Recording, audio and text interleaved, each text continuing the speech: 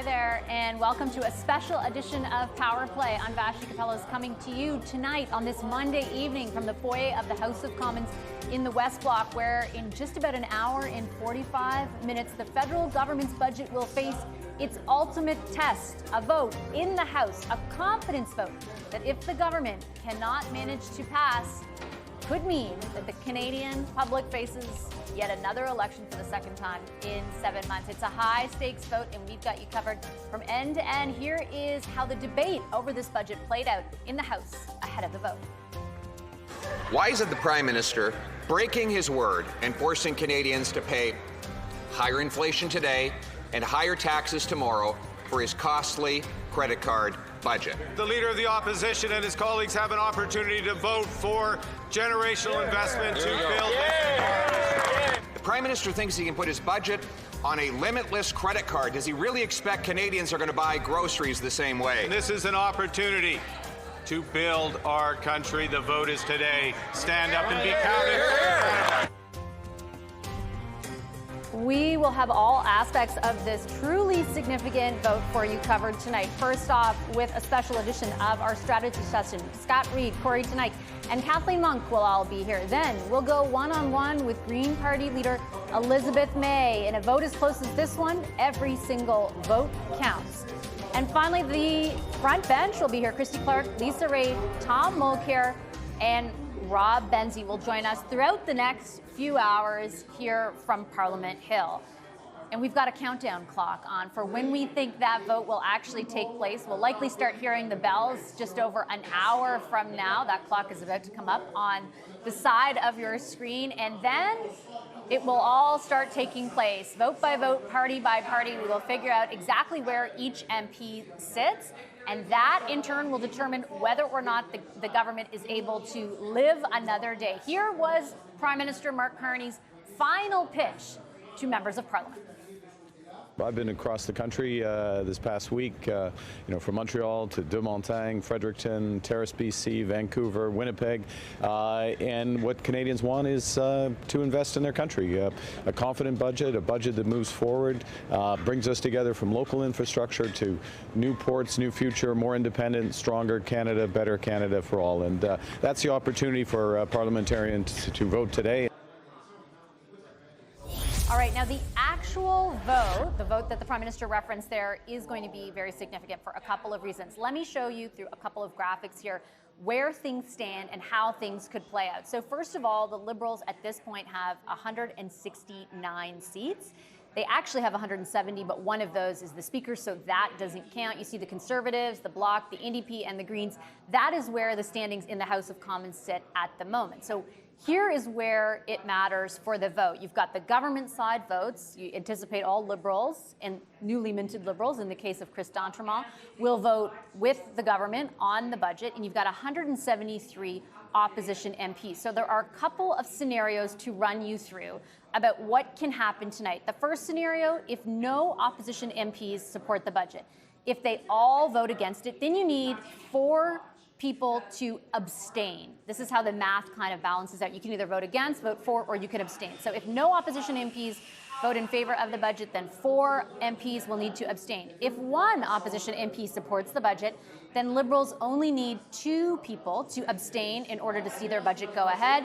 And then finally, if at the bottom there, at the bottom sort of third of your screen, as you see 2 opposition MPs support the budget, then you don't need any abstentions. And that, of course, would result, all of these scenarios, in a scenario where the Speaker will break the tie. So things can obviously go a couple of degrees the other way, but this is ultimately the scenario that would leave us in that position.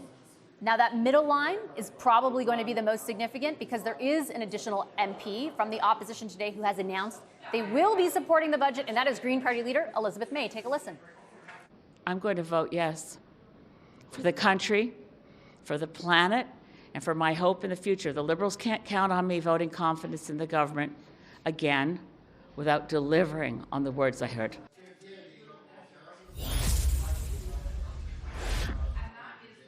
All right, we've got a ton to unpack there, and who better to do that than a special edition of the strategy session.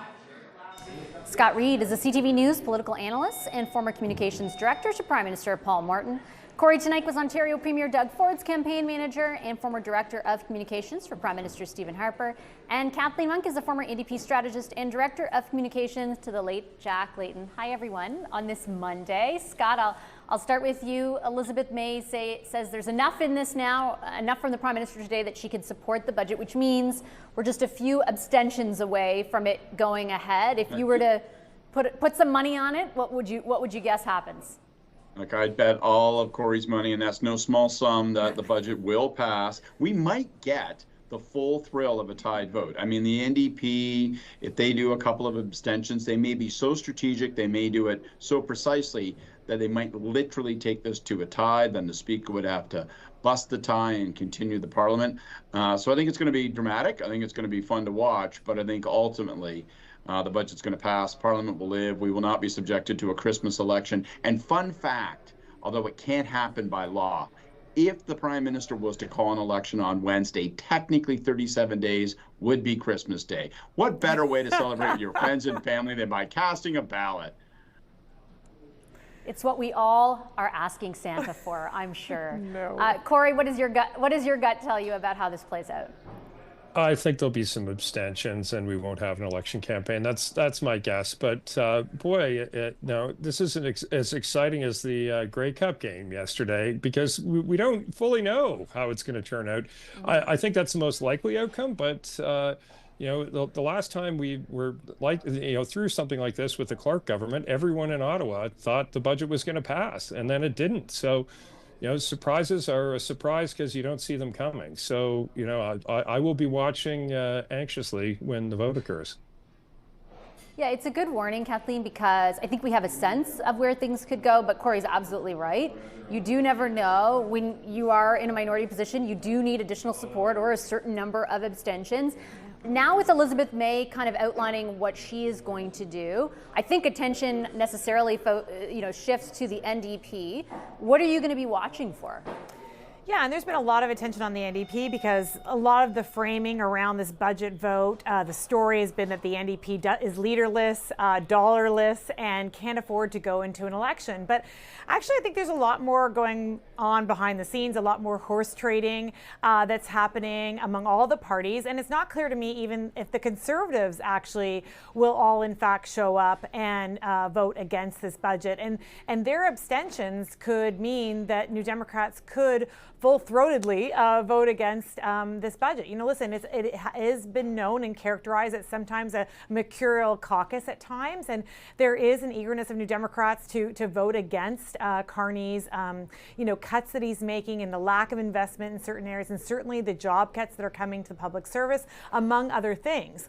But there have been things put on the table that are also attractive to New Democrats. But I think what I'm watching for the most, Vashi, is how the leaders, whether it's Pierre Poilievre, whether it's Don Davies, or even how we heard Elizabeth May earlier in the day, frame up their decision. And I think that, Elizabeth May basically got her vote bought by the Carney Liberals today for the privilege of asking one question in the House of Commons and getting some vague commitments to the Paris objectives, that they'll try harder. I think that if you're going to actually vote for this budget, you should eke out real measures from this Carney government.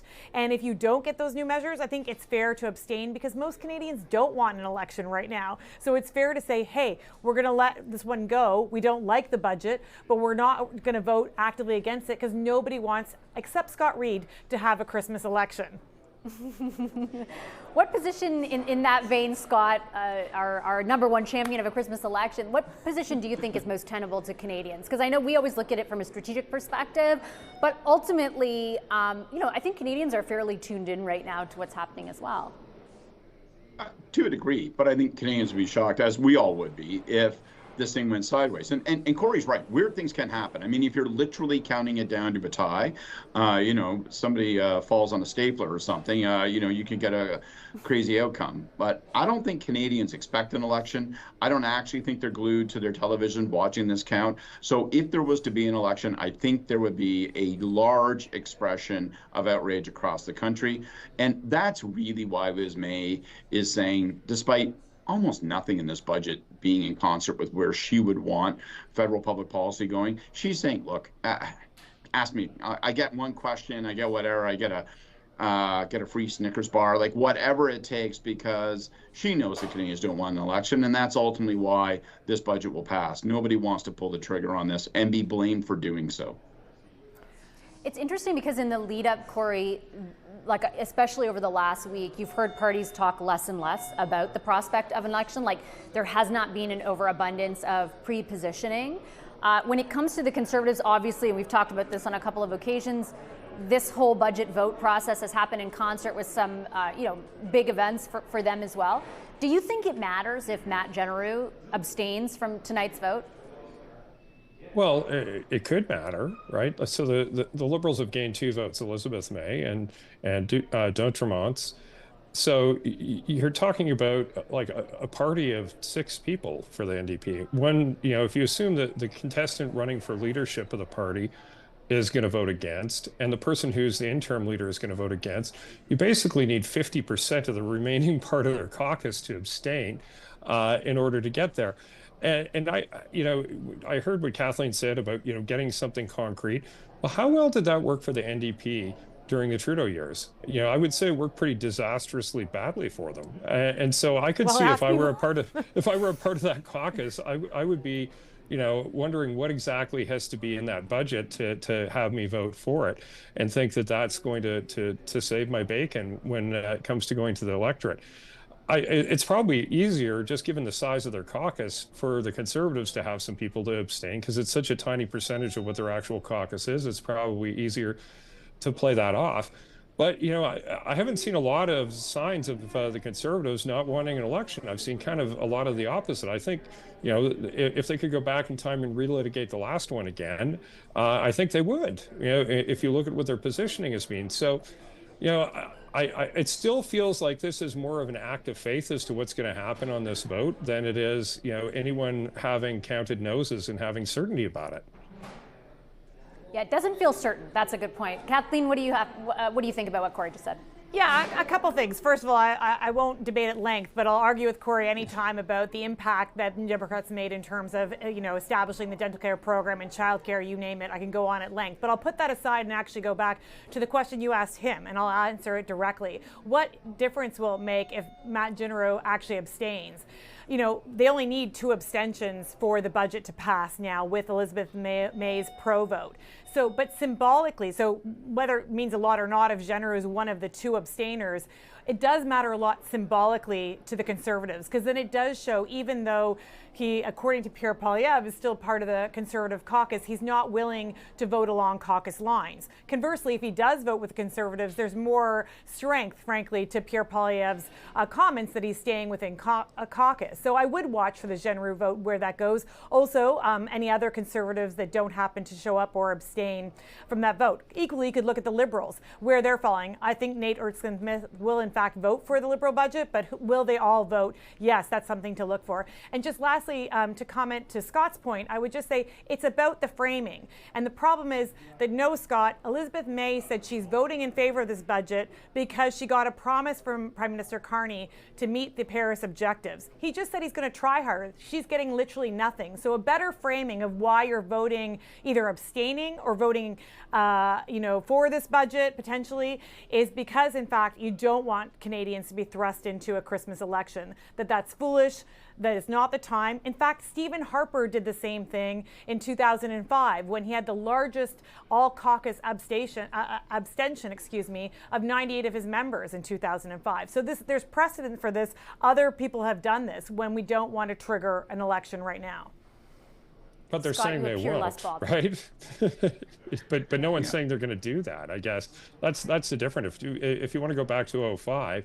There's clearly a decision by the Conservatives at the time to have not just an abstention, but a massive abstention. A whipped abstention. So I remember May 19th, 2005, when there was a tied vote and the Speaker had to break the tie. It was white knuckle time. So, it wasn't like they just said, hey, man, it's a free pass for you Liberals.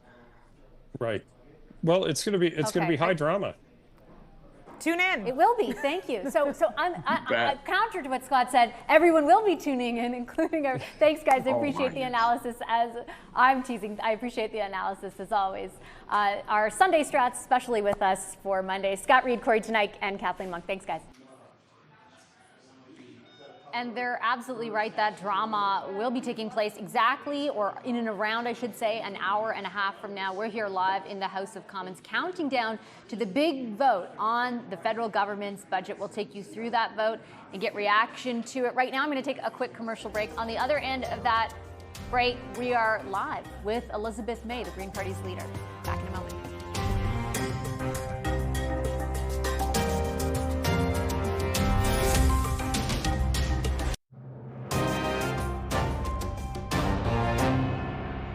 Can he confirm here on the floor of this House that in passing this budget, the government is committed to holding to as far below 2 degrees as possible, to funding climate adaptation, to delivering on the nature strategy, and continuing to engage in meaningful Indigenous reconciliation?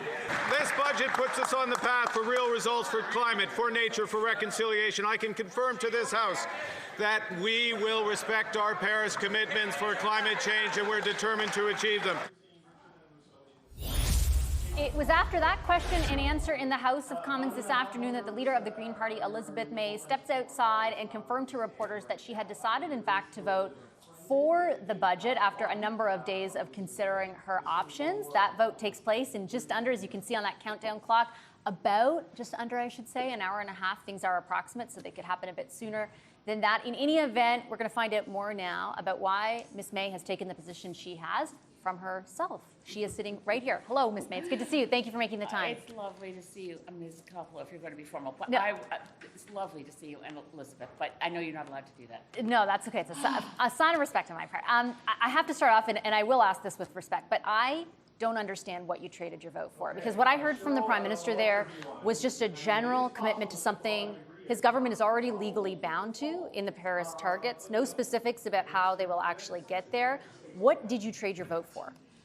I've been negotiating with them since November 4th, to be clear, and I have from the beginning said that I found the budget, I still do, much of it completely unacceptable, but the worst part for me was there was no mention of the Paris Agreement at all. There was no commitment to reach our targets. There was no mention of the nature agenda. So what I negotiated, and it was, I have to say, with a lot of goodwill, with lots of different people in the mix, different ministers, the Prime Minister himself, people in the PMO, was to say to them, and I didn't really even put it as I would even vote yes, but I need to know, are we committed to the Paris Agreement? We skipped COP30, which made me very concerned. And on top of that, the budget, if anything, was doubling down on fossil fuels. So I needed to know, especially since I'd seen previous interviews where it looked like everybody was ducking committing to the Paris Agreement. Are we committed? I want to hear it. I want to hear a firm commitment from the Prime Minister's own lips. Yes, the Paris Agreement is a commitment of this government, and voting for this budget will mean, yes, we're going to not only respect the Paris Agreement commitments, we're going to achieve them. And the nature agenda, and adaptation, and Indigenous reconciliation. In hearing those things, I felt I have a weight of responsibility to do the right thing here. And one way to help out the budget passing was not to vote at all. I didn't feel that was really adequate to the moment. Canadians want to see leadership. I want, in a minority parliament, to be able to play a role in helping, through cooperation, get things done. I don't like a hyper-partisan parliament, and I sure don't like the idea that we would be, I was obviously moved by the fact that so many people contacted me, called my office from across the country saying, please vote yes. I couldn't vote yes without a substantial commitment from the Prime Minister, and that's what I believe I got. And I do understand that, but what is substantial about his commitment? And I ask because I think you would be the first outside of this circumstance to say words are not the same as actions. The Prime Minister did not attend COP. They rolled back the consumer carbon tax. They intend to roll back the emissions cap. They have paused the EV mandate. They are the biggest champion at the moment, from a verbal perspective at least, of fossil fuel development. What in that scenario adds up to actually doing what the Prime Minister told you today he would do? Respect for the Prime Minister and his office, and respect for the idea that one who goes onto the floor of the House of Commons on a day as portentous as today, as historic as today, and says clearly, we will reach our targets, and they are a commitment of this government. I have to move. Yes, because I've never heard the Prime Minister say something that he didn't intend to deliver on, which is why it made me very nervous. He wouldn't say out loud, I'm committed to the Paris Agreement targets. Now I know that he has said so in a moment of consequence. I respect him. I've known him since he was governor of the Bank of Canada. I can't think that anyone would say about Mark Carney, the guy says one thing and does another. I've never heard that said about him.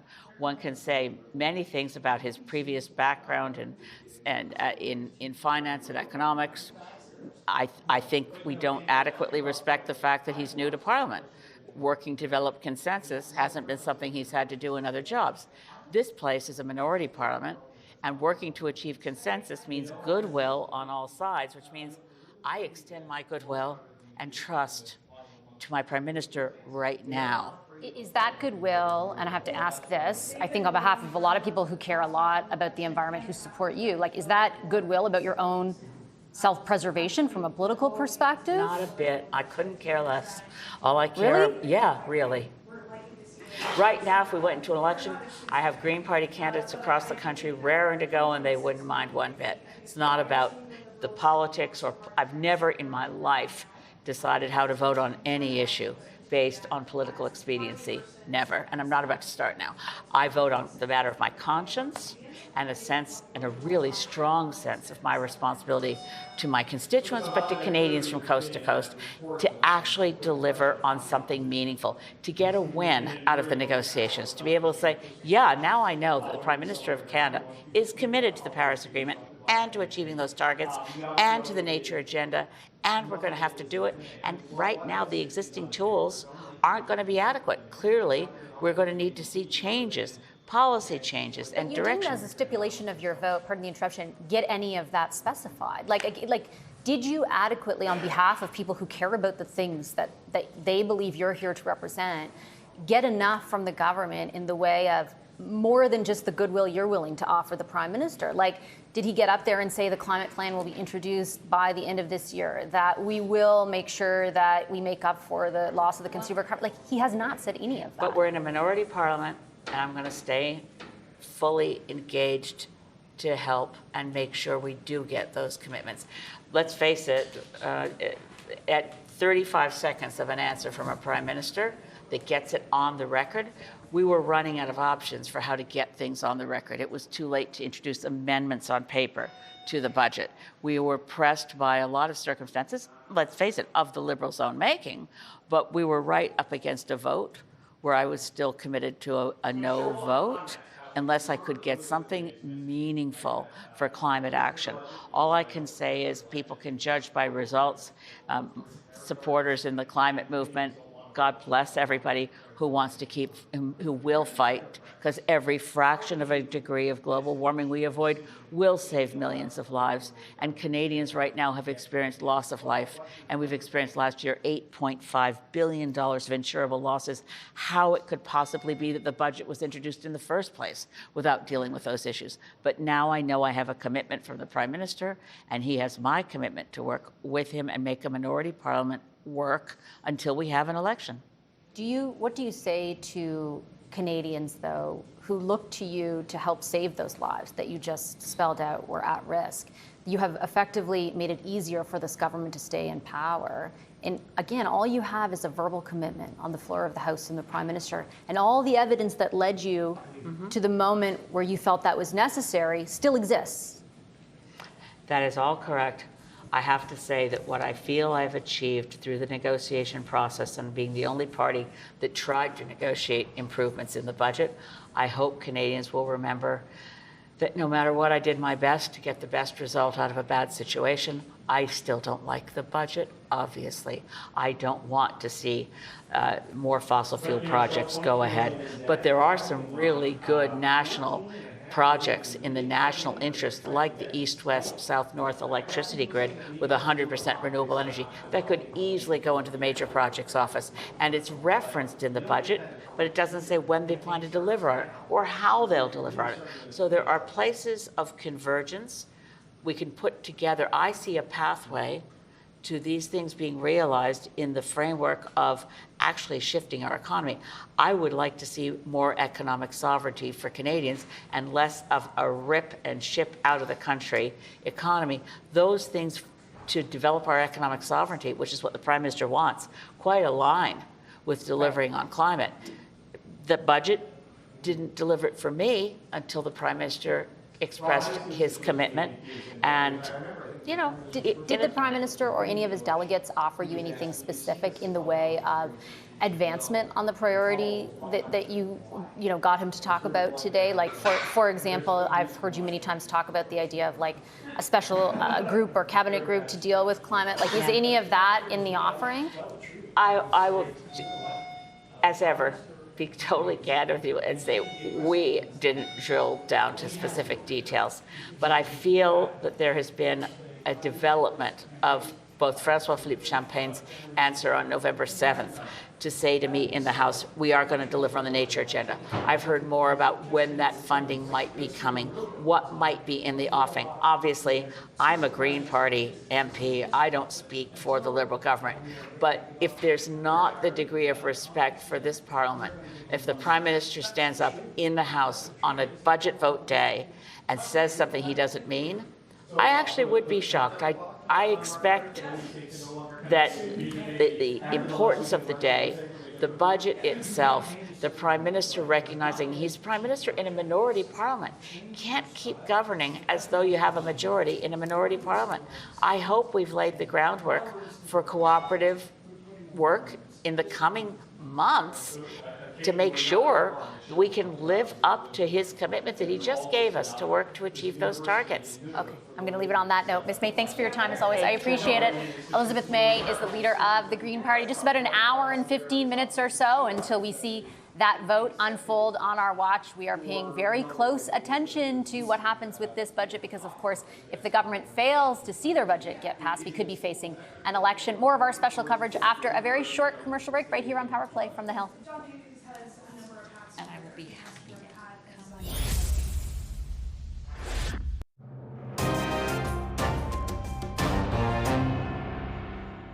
We have nothing to do with Epstein, the Democrats do. All of his friends were Democrats. You look at this Reid Hoffman, you look at Larry Summers, Bill Clinton, they went to his island all the time, and many others, they're all Democrats. Some of the people that we mentioned are being looked at very seriously for their relationship to Jeffrey Epstein, but they were with him all the time. I wasn't at all. Welcome back to Power Play. That was U.S. President Donald Trump. We are here in the House of Commons looking ahead to tonight's big vote on the budget, but there's an equally significant vote, at least from American politics perspective, south of the border tomorrow. The House there will vote on whether or not to force the release of Jeffrey Epstein files. And Trump has had a very recent change of tune on what he says Republicans should do. For some more perspective on what might unfold there, we're joined now by CTV News U.S. political analyst and former congressional staffer Eric Ham. Hey, Eric, great to see you as always. Thanks for making the time. You bet. It's good to be with you. So what is informing the change of posture, do you think, from President Trump on this? I think he's trying to get ahead of what is going to be a very ugly loss for him tomorrow. We know that this vote is all but certain to pass in the House. But not only is it going to pass, they're expected to be anywhere from 50 to 100 Republicans who are actually moving away from the president's wishes, where he has been calling for weeks now and in recent days to actually not bring this legislation to the floor. But now it looks like many are actually going to support the discharge of this petition. And so the president is now trying to sound magnanimous, sound transparent about this petition, and of course trying to put most of the onus on Democrats here, naming Reid Hoffman, who himself has come out and said that he wants all of these documents to be released. So it's expected to pass tomorrow. But then again, there's still an open question as to what will happen in the Senate And of course, if it gets to Donald Trump's desk, if it's not a veto-proof passage, will he actually sign the legislation? Can we talk for a second about optics here, Eric? Because this is something that matters a lot to people who supported President Trump. So how do you think his changing positions are impacting, or how are they perceiving that? Well, that's a really good question, because what we're seeing right now is not only are there cracks inside Donald Trump's MAGA base, but we're seeing right now a brewing civil war. Already, Marjorie Taylor Greene, perhaps one of Donald Trump's most loyal foot soldiers, we've seen this huge break between the president and Marjorie Taylor Greene. Now, it's not unusual to see people inside the palace oftentimes being pushed out. But what we're seeing right now from Marjorie Taylor Greene is not something that is insignificant. She is actually breaking from Donald Trump on a number of issues, and perhaps one of the biggest is this issue of Epstein. In addition to that, we know other Republicans, including Congresswoman Lauren Boebert, as well as Nancy Mace, who is running for governor of South Carolina. Both of these members of Congress, Donald Trump has attempted to pressure, and what we're told from our sources is they have actually doubled down on their support of this petition. So this is where Donald Trump has riled up his base, saying that he is going to release this information because he thought it would be damaging to Democrats, and his base feeding them all of this red meat throughout the campaign. They want to see the release of these documents, and now Donald Trump is doing a 180, and now you're seeing a lot of arrows being pointed directly at Donald Trump, something that we have not seen since he took over the Republican Party almost 10 years ago. And what do we know? Separate fact and fiction. Like, there were obviously thousands of emails that came out very recently that sort of confirmed some of what is out there about the fact that they actually do know each other. But like, what do we know about the relationship between Trump and Epstein? Because I think a lot of people are asking, like, why did he not want this information out? Yeah, that's a really good question. One move that House Democrats did that was pretty savvy is recognizing that Donald Trump held such an iron grip on these files. And of course, it's been noted that both the FBI director and the attorney general have been a shield for Donald Trump in refusing to release this information. What the House Democrats did was they actually went around that entire process and simply subpoenaed the estate of Jeffrey Epstein directly, getting access to a trough of emails from him, speaking very pointedly about Donald Trump, and speaking very pointedly about Donald Trump to Ghislaine Maxwell, his co-conspirator, who has also been convicted and who is now in prison. And so what we have been seeing in the aftermath of the government shutdown is Democrats releasing a lot of these emails speaking very directly about Donald Trump's involvement with young girls, as well as engaged in other salacious activities directly involved with Jeffrey Epstein. So it's actually painting a picture of exactly what that relationship looked like and how Epstein actually used that advantage of all of this information with other people as well. Okay, I'll leave it there. Big vote tomorrow. Thanks so much, Eric. Appreciate your analysis as always. Thank you. CTV U.S. political analyst Eric Ham there. That's a big vote taking place tomorrow. There's a big vote taking place just about an hour from now here in the House of Commons, and we will have a special edition of The Front Bench up next to analyze what might go down. Back in a moment with Christy Clare, Lisa Raitt, Tom Mulcair, and Rob Benzie.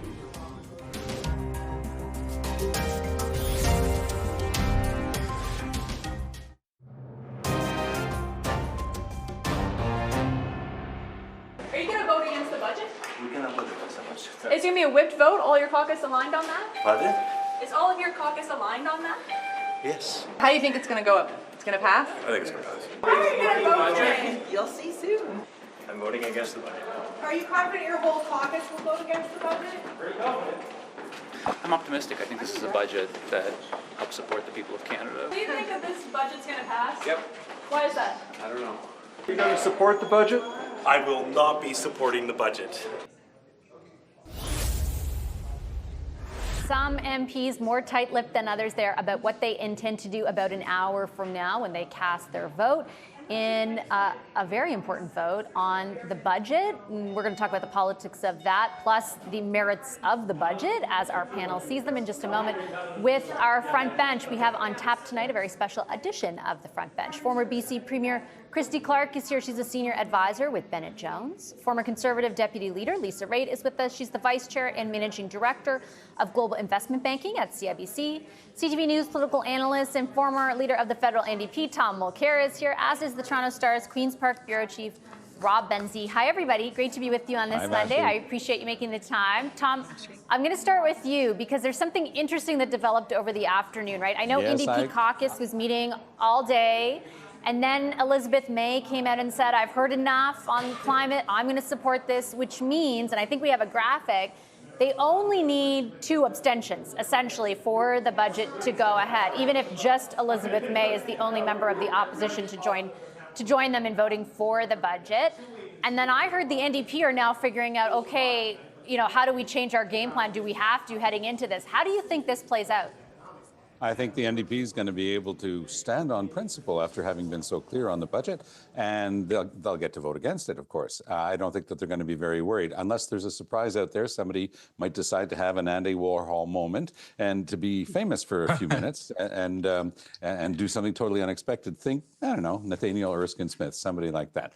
So let me go back to Elizabeth May, because I did put on my favorite green jacket in memory of her strong, principled stance against this budget that she repeated for 10 days. And she always used the word absolutely. There is absolutely no way the Green Party could support this budget. We could absolutely not go along with this budget. Yesterday's, a group calling itself the Clean 50, 144 signatories. Yesterday, going through everything that was wrong with the budget, not able to meet our Paris targets, not enough there, too many things being taken out, like emissions caps on oil and gas, that sort of thing. And what did we get today? The very same Elizabeth May standing up in the House of Commons asking one question of Mark Carney, where she went through a certain number of things. Carney stood up and said, no, it's all in there. You should just have to read the budget. And she stood up and said, okay, that's fine. I'll vote for the budget. I hadn't seen it. It was one of the most embarrassing moments in my political observer career and in my career in politics in Canada generally. I don't know how she can look at her members with a straight face from now on. I asked her that just a few minutes ago, Lisa, and she seemed to indicate that she wanted to believe the Prime Minister, that she wanted to offer him goodwill, that she didn't know him as someone to break his word. It's certainly, you know, obviously I challenged her on the merits of action versus, you know, just saying you're going to do something, but she seemed pretty determined that it was better to take a chance now than to force an election. What do you think of her position, and how do you think it might have impacted the way this vote unfolds tonight? Well, positioning aside, I mean, Elizabeth May can give as many excuses as she wants. The reality is that she really didn't want to have an election. I can't imagine that that's something that the Green Party of Canada wants to face right now. And certainly it does put in sharp focus whether or not she would actually be able to hold on to her seat if contested. So as a result, it makes a lot of sense for her to ask the questions, say that everything is fine, and then just vote in favor. But I don't think anybody's particularly surprised that Elizabeth May is voting with the government on this one, because her track record very much is propping up a Liberal government. So, Christy, I'll throw the second part of that to you as well. How do you think this might impact how things go? Like, it feels, I can tell you, like here, it doesn't feel like anyone wants to force an election. Nobody's really like pre-positioning for one, but it does feel like there could be an error of communication, or like they thought the one MP who was going to abstain decides not to be that MP. That feels possible. Mm-hmm. It is, absolutely. It's we're on the knife's edge, which is the most exciting time to be doing CTV and talking about these things. I'm sure Canadians are tuned in to whatever media source across the country, because it is pretty exciting. And you're right, anybody could change their mind anytime they want. I take, as a fellow British Columbian, I take a little bit of a different view of Elizabeth May than some of my colleagues have tonight, which is, I think what she's done is she's said, okay, yeah, I don't like this budget. I don't like everything in this budget. But the last thing Canada needs is to have an election right now. And my constituents are telling me that. I believe that. She probably would be saying. So I think, I mean, it's not entirely fair to boil this down to hypocrisy, because I do think there are very good reasons for an opposition MP like her, who's a bit of an iconoclast, to vote against it. And I look at the numbers out there. Look at Don Davies. I don't know if this is breaking news or not for you, Vashi, but there's a lot of speculation in Vancouver that he's going to run for mayor of our city, and therefore isn't going to be long in the parliament. And maybe he's saying, look, I don't want an election either. I don't want to be the guy that sends the NDP into oblivion here. What have I got to lose by supporting the government and their budget when I've got to go back to Vancouver and get a lot of Liberal votes if I want to run for mayor of Vancouver? So, I mean, I would argue doing the right thing is to stop the election. And I think Don Davies might be one of the guys in the NDP, and who knows, Jenny Kwan as well, that decides that rather than that they want to abstain. And, with Elizabeth May plus 2 abstentions, the thing can pass. Yeah, I think definitely additional abstentions could, Rob, come from the NDP, but I also think that they are sensitive as a group to what they felt was a huge vulnerability to them in the last election, which is the way that people perceive them as propping up the Liberals, right? And being so closely associated at the time with the Liberals. So I do think that sensitivity might play in tonight as well. Yeah, but possibly, Vashi. But I mean, there is no supply and confidence agreement. There is no Justin Trudeau. I mean, there is no Jagmeet Singh either. I mean, so that was a vulnerability for them in the last election for sure. But I'm not sure. I think Christie's right. This is an existential moment for the New Democrats. And I think if I were them, I would be thinking of a way to be stuck in an elevator so my phone's not working during that vote, because of course people at home will know that you can now vote remotely. So it's not like the old days where you had to be in the chamber. So I think that's something that I'd be watching for. But I wanted to say, Vashi, I spoke to the most powerful and popular Conservative in the country today, Doug Ford, the Premier of Ontario, and we asked him, should there be should the budget pass, and he said yes. He said he had spoken to the Prime Minister today along with the other premiers in a First Minister meeting, and he said it's too important a moment for the country.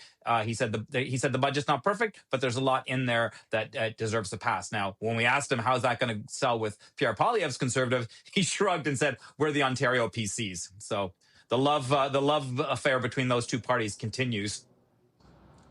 Yeah, that storyline does continue. Tom, I did want to ask you about possibilities in other parties, in particular watching Matt Genereux, the Edmonton MP, who decided to leave altogether as an MP, but abstained from the first 2 confidence votes on the budget, which were just on amendments, not this big kind of more central vote.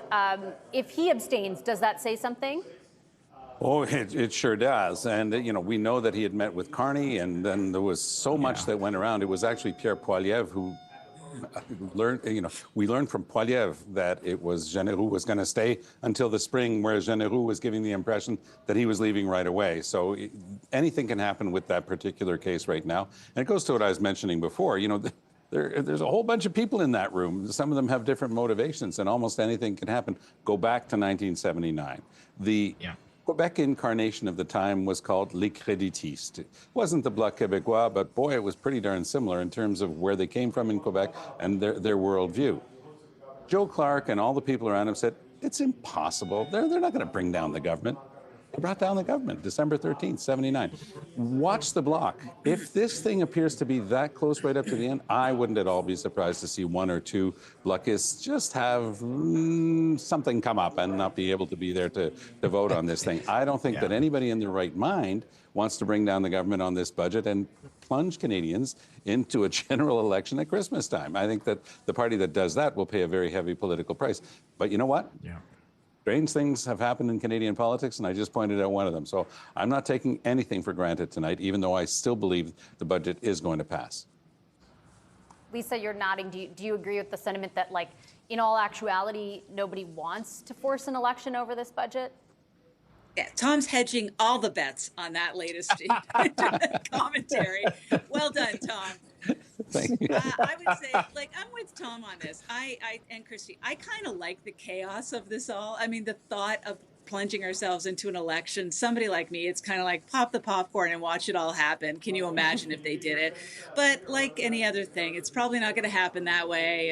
And I won't be disappointed because we don't want to have an election right now. But I'm sure that the whips are going to be counting very carefully to make sure that you don't have too many people voting in a certain way. And I'm not saying the Conservatives will do this, but I could imagine that the whips are ready to say, you get out, go into the lobby and turn your phone off and just go away, just to make sure that it will go through. I don't think any party, by the way, has sufficiently set up a proper narrative to take the blame away from themselves.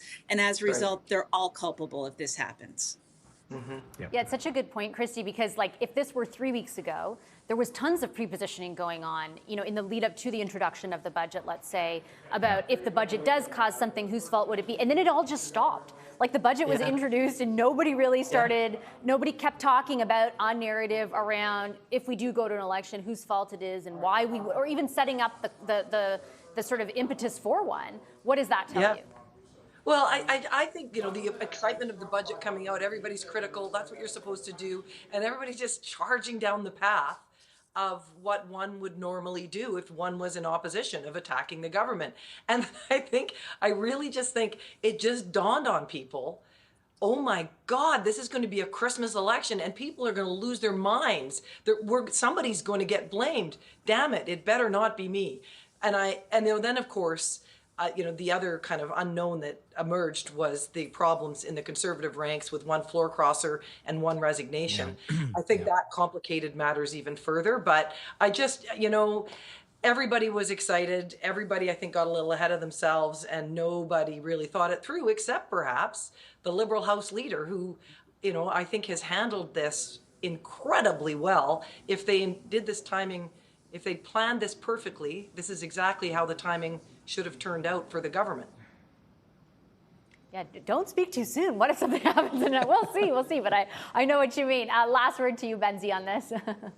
Yeah, I think Christy makes a good point, because if, let's say we are plunged into an election later tonight, if the government fails to win this confidence vote, then the fact of the early election or a sudden election becomes an election issue. So the first week or 2 weeks of the campaign will be about, why did you plunge us into an election when we're in the middle of a trade war with the United States? You've weakened our negotiating position with Donald Trump.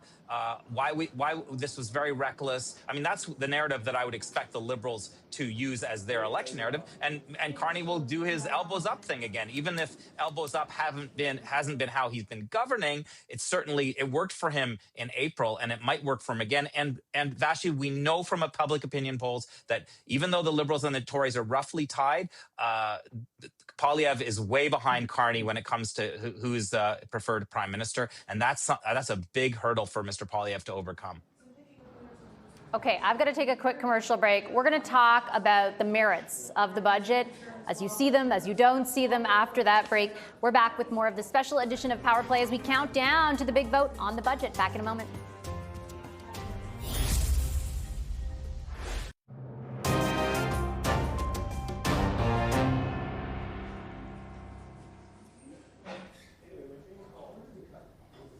Hi there, and welcome to a special extended edition of Power Play. I'm Vashi Capellos, live in the foyer of the House of Commons, where less than an hour from now, MPs are slated to vote on the federal government's budget. This is a huge vote. It's a confidence vote, which means if it fails to pass, we could be headed for yet another election. Here is a little bit of what the Parliamentary Budget Officer, the budget watchdog, had to say over the weekend about this budget. From our perspective, we think that the definition the government's used around capital investments is overly expansive. And in particular, they've thrown some things in there, some categories of spending, which other jurisdictions in other countries would not typically include. It should come as no surprise that I agree with not the new government, but the previous government that indicated that the debt to GDP ratio is the most important medium-term indicator of fiscal sustainability and essential for securing Canada's AAA credit rating. The government has cut that anchor, so that is no longer part of the suite of fiscal anchors the government is using. And the way in which the government went about this was certainly not transparent. That's interim parliamentary budget officer Jason Jake speaking about the budget. I am here to talk ahead of the vote with our front bench, Christy Clark, Lisa Raitt, Tom Mulcair, and Rob Benzie. They're all here. Christy, I'll start with you. We've been talking about the politics, obviously, and we'll be looking ahead to the politics of it. Do you think this budget has done what the Liberals hoped it would or hoped it will substantively? Well, yes, I think it's not a simple answer to that, but I do think that they have they've found a pretty bold budget compared to the last ones we've seen for the last decade. This is a pretty bold budget. There's a few things that they're missing in it. I mean, they certainly could have done way more to cut regulation. They could have done way more to cut taxes for people.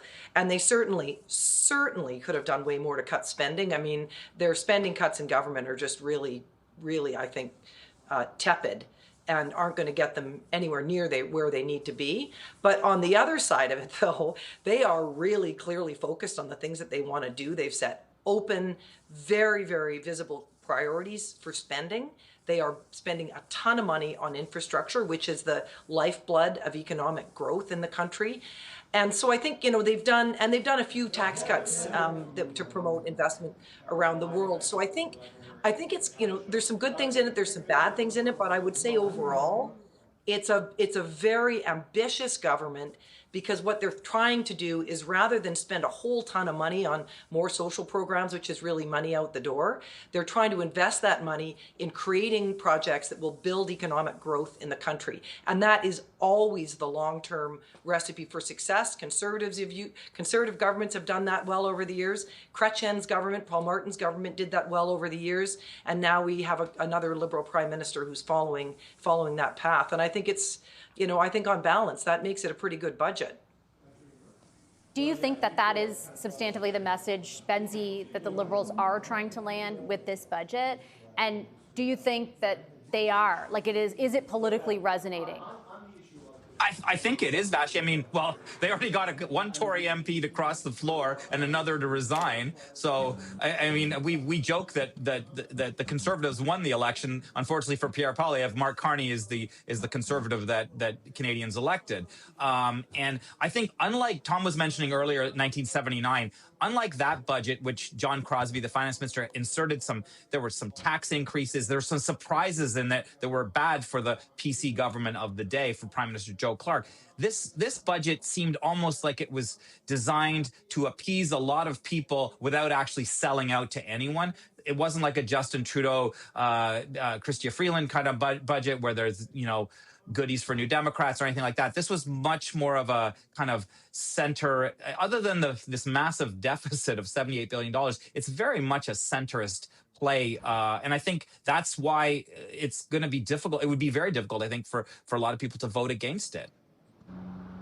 Well, the primary thing that they did do to address the fact that opposition MP support would be needed, Lisa, is actually through the infrastructure, right? They specifically picked a lot of projects, and this is when you ask, when I interviewed the House Leader, for example, what is in this for opposition MPs whose support you need? He was like, well, let me name you some projects. And I know there's projects in lots of different opposition MP ridings. Ultimately, how do you think this budget is performing for the Liberals? Well, this is the way I look at it. I think they've baited a hook and they've thrown the line out into the water. And what they want to catch is investors. And I don't quite know whether or not this is going to bring in investment, because to Christy's point, I don't know whether or not there's enough of de-risking on the regulatory side, or if there's enough tax relief, or if there's enough tax credits in order to get the private sector really invested in those massive projects, which they're going to need. The other danger, though, of the line in the water is you may be attracting some of the stuff that the parliamentary budget officer talked about, and that is the attention of the ratings agencies in terms of, well, in that medium term, what does that debt really look like, and what's going to happen here? And maybe we should just pay a little bit more attention, because we've got provinces with lots of debt, we've got a federal government that seems to have a midterm kind of problem with some debt. Having a sovereign rating downgrade is cataclysmic for this country, especially for the provinces. And as a result, the line is out there. They've built a budget. They're hoping that investors are going to grab it. But equally, we could have a rating agency grab onto it and say it's not going in the right direction. In other words, you can't really tell right now. It's all going to be medium term to long term in terms of the impact of this budget. If you read, it's really interesting, if you read between the lines in the PBO's analysis, Tom, it shows how prior to, if the fall economic statement last year were the cutoff, and actually if all of what the government at the time had been promising they did, everything that they were saying they're going to do in the fall economic statement, the budget would actually be balanced. Obviously, a trade war has ensued in the interim, but it does, to me, show how much credence Canadians are giving the Prime Minister in this area, right? In the area of managing the economy. Like, he definitely ran on it, but he sounds so different than the previous government that even though the fiscal situation is largely not anywhere near as balanced as it could have been under Minister Freeland, for example, like, Canadians definitely perceive him so differently. Right, but I think that Jason Jakes is doing everything he can to poke some holes in that, because his line, the unkindest cut of all, was saying that on debt to GDP, Justin Trudeau was more transparent than Mark Carney. Ouch. That one must have really stung. I'm not sure he's trying to win a popularity contest, but of course PBOs shouldn't be necessarily popular. They're there to give objective information. It's modeled on the American Congressional Budget Office. We made one mistake, I think, though. We didn't call it the Parliamentary Budget Office. We've created this Senat, this person who is the Parliamentary Budget Officer. And therefore, you get somebody in front of the cameras who takes on a personality of their own and becomes a player. And the question becomes, who elected you? So I think that going back to Kevin Page, who, by the way, we loved Kevin Page in opposition against the Harper Conservatives. But I'm not sure that's the best way to do that job. And I think that, unfortunately for him, Jason Jakes isn't doing himself any favors by being so personal about his approach here. That being said, the only thing that is certain about this budget is that it puts over $300 billion of new debt on the backs of future generations over the next 5 years. And we can spin it as generational, we can spin it as transformative, we can say all of those great things about it. It's just massive debt on top of the environmental and the social debt. This is an economic debt, and I don't see any clear plan for getting ahead of it. I think the promise, or at least the pledge, as you sort of outlined, Christy, was that, and Lisa touched on this as well, is that, years down the road, it will generate economic growth that ultimately will, help bring in additional revenue and a whole bunch of other things to offset what Tom spells out. The issue is basically that requires a lot of trust from Canadians, right? In the time before it happens. Yeah, of course it does. I mean, what we delivered 7 budgets. My government, first one I inherited, wasn't balanced. The next one wasn't balanced, and then the rest of them were balanced. And the reason we were able to do that is because you have to spend some money on infrastructure, on building economic projects in order to build the trade routes that you need to make money selling Canadian goods. And at the same time, you put a lot of people to work, which produces a lot of tax dollars for government. So it's just not an instantaneous turnaround.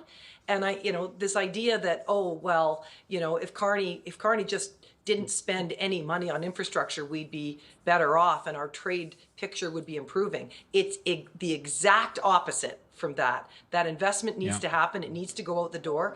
And the thing that Canadians, I think, should be looking for in budgets when governments are spending is, are they spending it on things that are going to increase economic growth, or is it just money that's going out the door to support social programs? And not that those things aren't important, but that money doesn't build economic growth. And this one does a lot of the former and very little new of the latter. That is in stark contrast to the Justin Trudeau government budgets. And so, this is just, we just can't expect that this is all going to happen in 6 months. It's going to take a little bit longer than that to get Canada fixed. Do you think, Benzie, that the state of the trade war, the fact that these negotiations are at a major impasse now for weeks, has helped or hurt the government's posturing on this budget? That's a good question, Vashi. I'm not sure it's having the effect that maybe Carney's enemies would have hoped. Donald Trump is in politically weakened position. You had our colleague from Washington on earlier in the show speaking about the Epstein files and all of the problems that Mr. Trump has regarding that. He never followed through with his 10% tariff increase that he was talking about. He's got this Supreme Court ruling looming that could be problematic for him and his tariff policy. So I'm not sure that this disengagement right now is necessarily a problem. My colleague Tanda McCharles wrote a good piece on the weekend about how sort of disengagement is the new black kind of thing.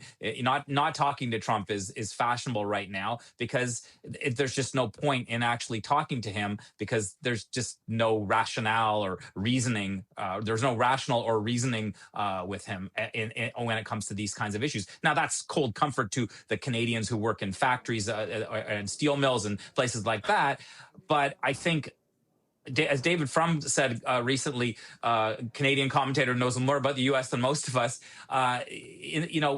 Trump negotiating with Trump when he's in a weakened position 6 months from now will be easier than it is now. So he's getting weaker, not stronger. So I think in that way, if I'm Carney looking for a narrative, I don't think that the lack of trade talks has hurt them, hurt their selling of the budget. Yeah, I'm curious to see maybe even more broadly. Like I know the Prime Minister Lisa met with the premiers today for the first time in a really long time, actually since the summer, to brief them on the state of trade negotiations. But there had been in the lead up to the budget more pressure on the government to address the needs of sectors that continue to be hurt. No abatement in sight for those sectors, at least from the perspective of where Trump goes. True. And the other part of it is you really want to avoid small and medium-sized companies that have business in the United States from making decisions that you can't reverse. And as a result, you may end up having people who can't really wait for 6 months to determine what's going to happen with the Canada-U.S. trade talks in order to make a decision on whether or not they're going to build a factory, for example, in Kentucky and close up shop here in Ontario. Those are decisions being made in real time. And as a result, no delay necessarily is a positive thing for us, and getting back to the table as soon as possible. Trade is funny in another sense, Vashi, and that is, in the past, when we've done the stimulus spending and we've tried to get the economy going, getting us through a rough patch, the reality is that we always relied upon the American economy roaring back to life and kind of picking up on that wave and having our growth mirror that growth.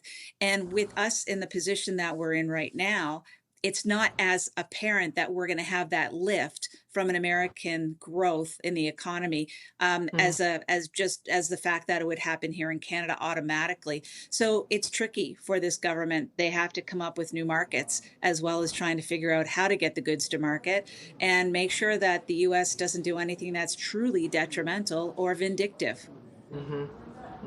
Last word to you, Tom. I think that we're in a unique position precisely because of what's happening in the United States. It's affected absolutely everything that we do. But I am also convinced that it's a very tough sell to try to convince Canadians that, just look over the horizon. You know, this $300 billion in new debt, it's like the $100 billion in debt before the pandemic. It's like the $500 billion in debt during the pandemic. At some point, this thing's going to break. So Mr. Carney has enough support in international circles to have people saying, Canada's not doing so bad compared to France. Fair enough. But compared to the States, as Lisa has just pointed out, even though we're the victims of some of these policies of Trump, there has been considerable growth, and we have not been in lockstep with the Americans for the first time in a long time, and that was even before Trump was reelected. So I do think that we've got to be lucid about the fact that government agents, whatever special operating entity you set up to run these things, are not that great at picking winners and are not that great at doing things and getting them completed. So I think that we've got to rely a lot more on, this is the old guy from the NDP saying this, we've got to rely a lot more on the market and on businesses and the private sector than we should be relying on brand new government agencies. We've had a lot more of those under a government that said it was going to shrink the bureaucracy. All I've seen is additions to that, and all the rest of it is just promises at this stage. Tom, you should be wearing blue, not green. Yes, exactly. I have always thought that. It's orange. It's orange, actually. Okay, I'm going to take a quick commercial break. Tom, Lisa, and Christy are going to stick around for that vote. Benzie, I know you got to get on a flight, so thanks for your analysis tonight. We'll take a quick commercial break. We've got lots more coverage ahead. We're less than half an hour away. The bells are ringing, which means voting is going to start soon. Back in a moment with our special coverage just ahead. Latched, you're using a breath.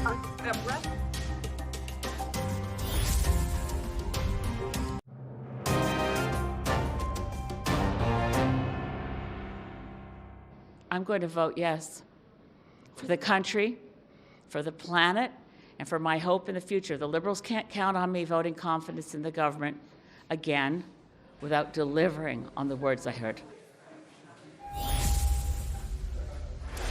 All right, that is the leader of the Green Party, Elizabeth May, following an exchange with the Prime Minister in the House of Commons, coming out and telling reporters that she will in fact vote with the Liberals to support the budget. I want to bring in my colleague, senior political correspondent Mike LeCouture, who is tracking developments. We're 24 minutes away as the bells ring behind me in the House here, Mike, from that vote. Explain for us a little bit about what the decision from Elizabeth May means for the math that the Liberals are up against tonight.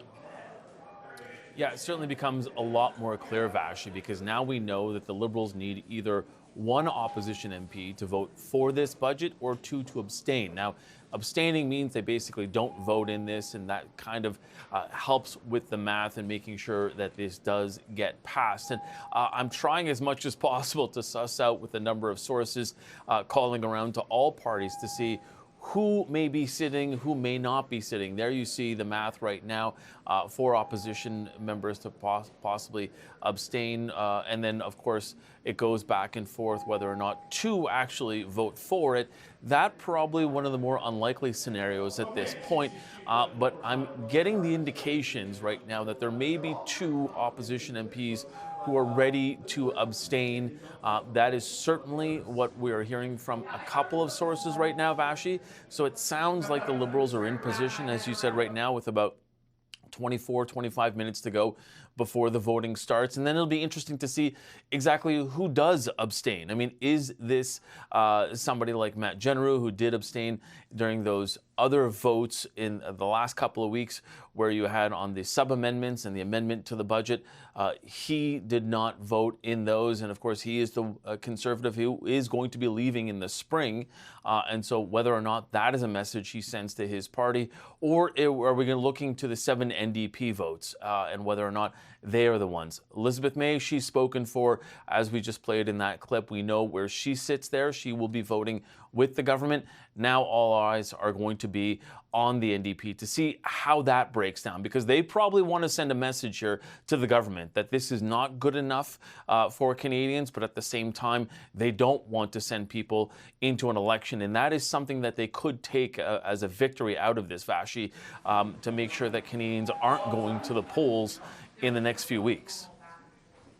Yeah, I should point out that the NDP has already sent out an advisory that right after the vote takes place, the leader of the party, the interim leader, Don Davies, will take questions from reporters. I know that you're talking to as many people as you can. My guess, if I had to hazard one at this point, would be you will see, it's quite possible that Matt Genereux, that Conservative MP, will abstain again on this vote. I think it's equally possible at least two NDP MPs will do the same, which of course gets the Liberals past that threshold. Through abstention, not through additional support from someone in the opposition in addition to Elizabeth May, but rather through abstentions.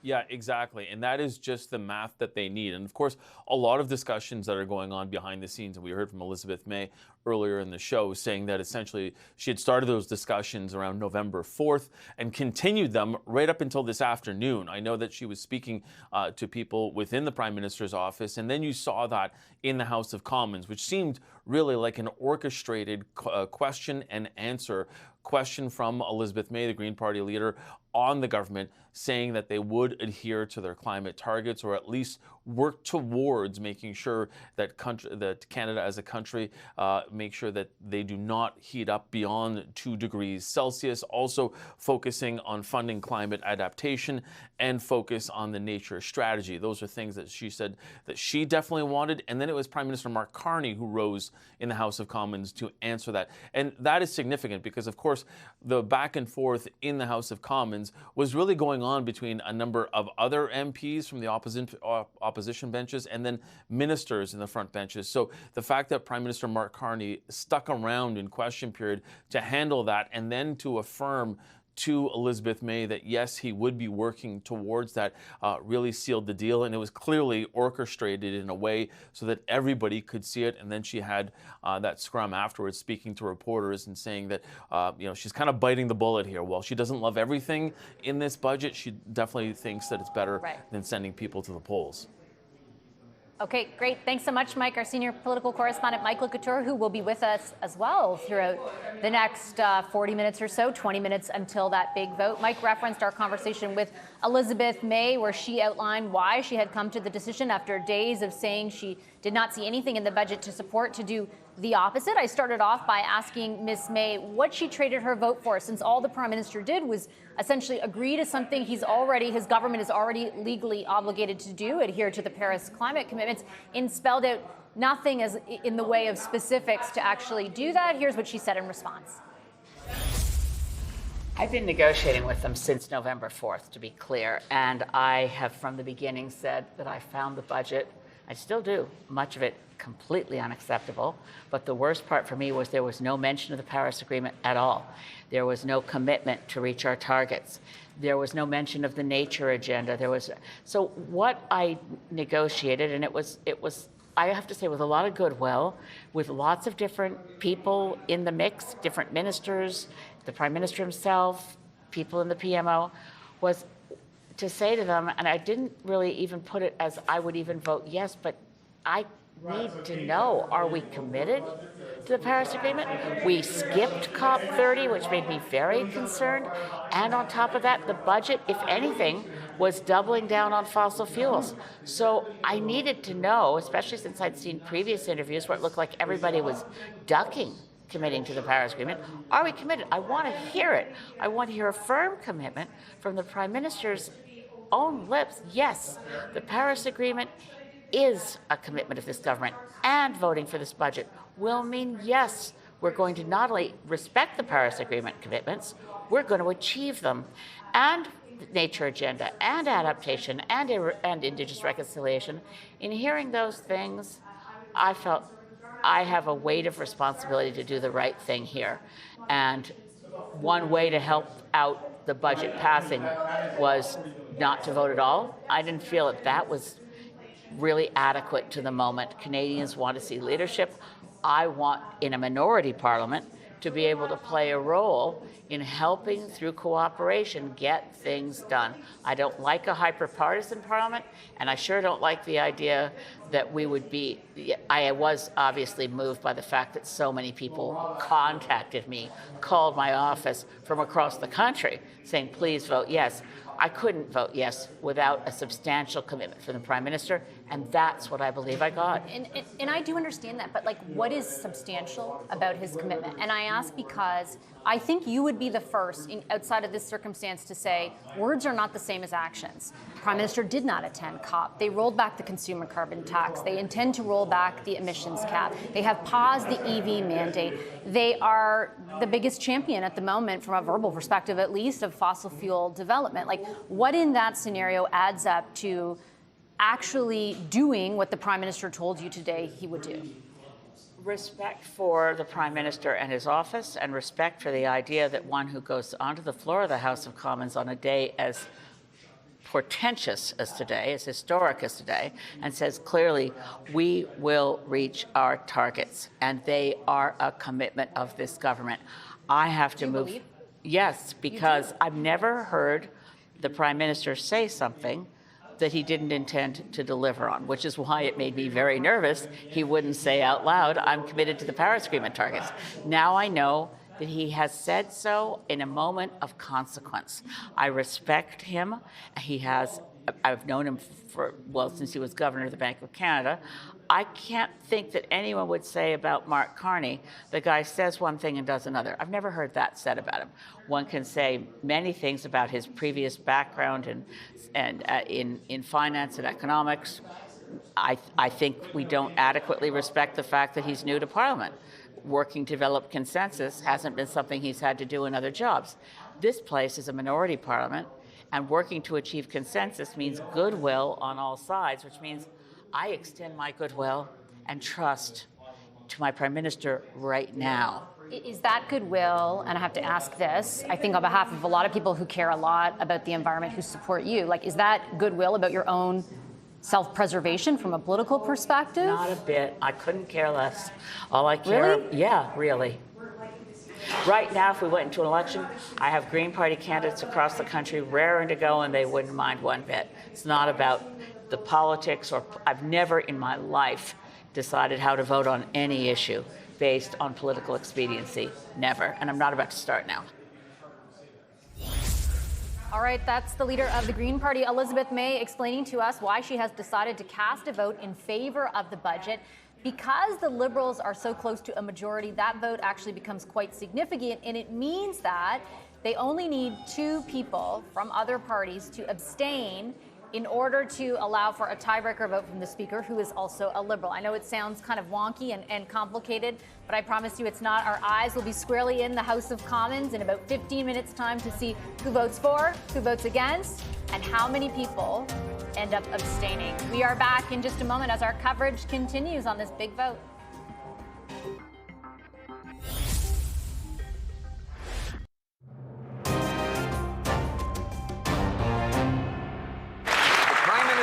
Costly deficit gambles our future on the national credit card.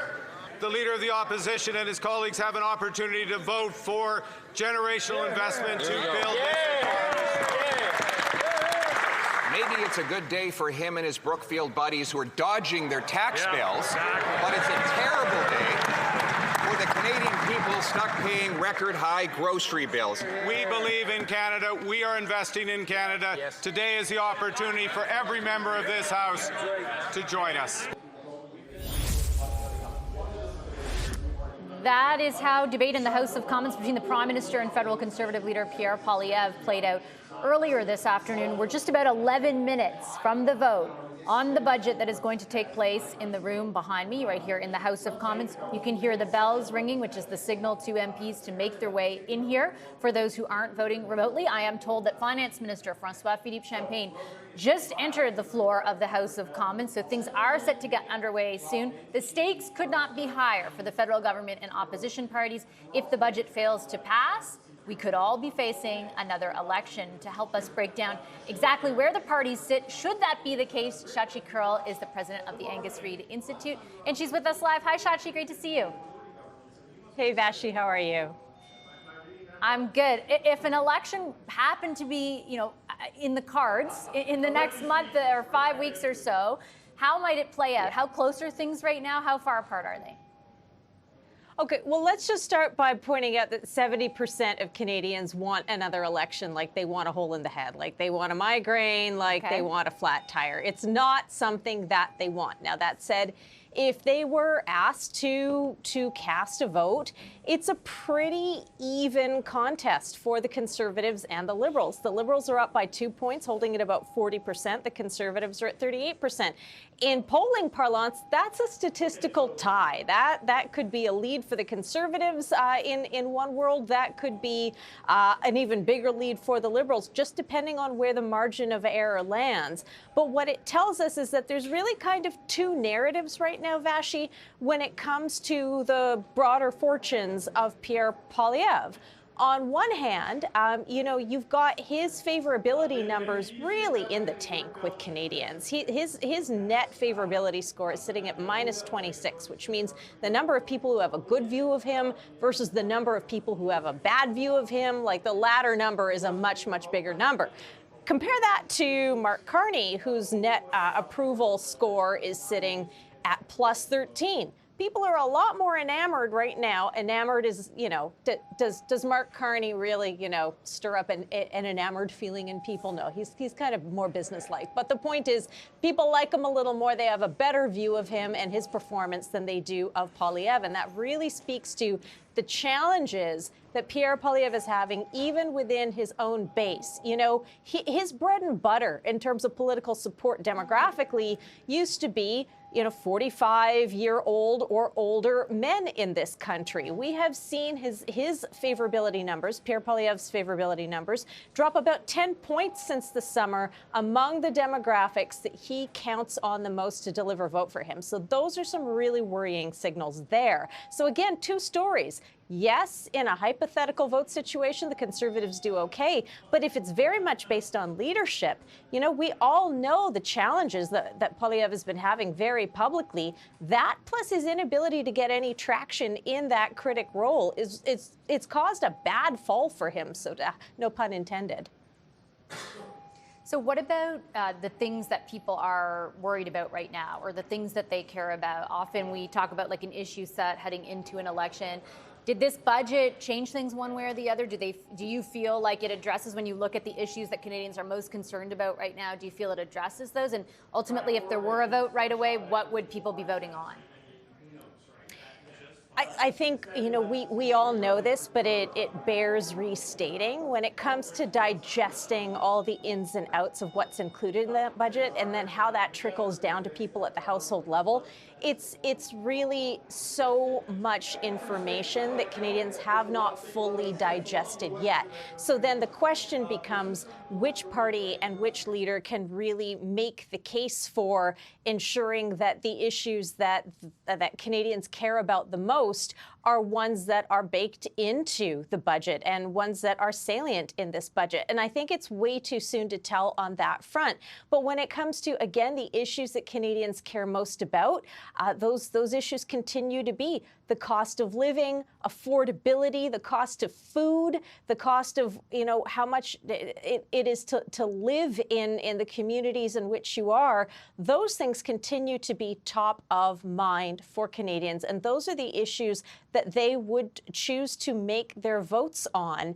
And so, at that stage, you really do look to a leader, whether it's Poilievre or whether it's Carney, to make the better case in terms of saying, hey, I've got your back. I care about the issues that you care more about. But when it comes to who's the boogeyman in politics right now, that continues to be Donald Trump. So even if people are not really feeling like Pierre Poilievre's performance has been setting the house on fire for the last couple of months, they still blame Donald Trump more than they blame Mark Carney or indeed Pierre Poilievre. Okay, Shachi, great analysis as always. I appreciate you making the time. Thank you.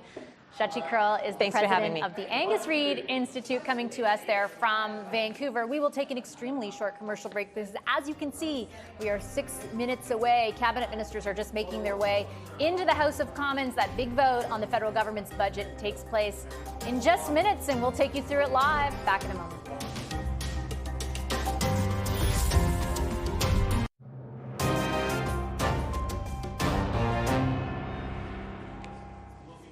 Welcome back to an extended edition of Power Play. We're coming to you live from the foyer of the House of Commons.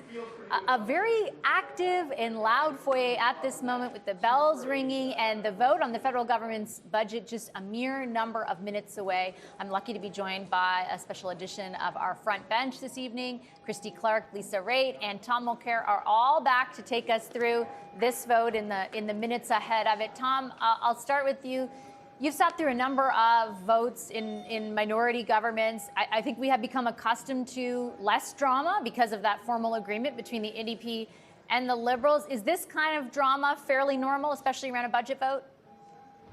This is exceptional because it's so close. I went through the minority governments of Stephen Harper, for example, and it was always finessed at the last minute. There was, none of this drama, and it's always the government that decides when to pull the plug. It doesn't wait around for the opposition parties to decide that for them. So I would say this, Vashi, Canadians are seeing live, real time, the indicator that we're in a minority government situation, and get used to it, because the federal Liberals are not going to wait around forever to have the election. They didn't want to get beaten now.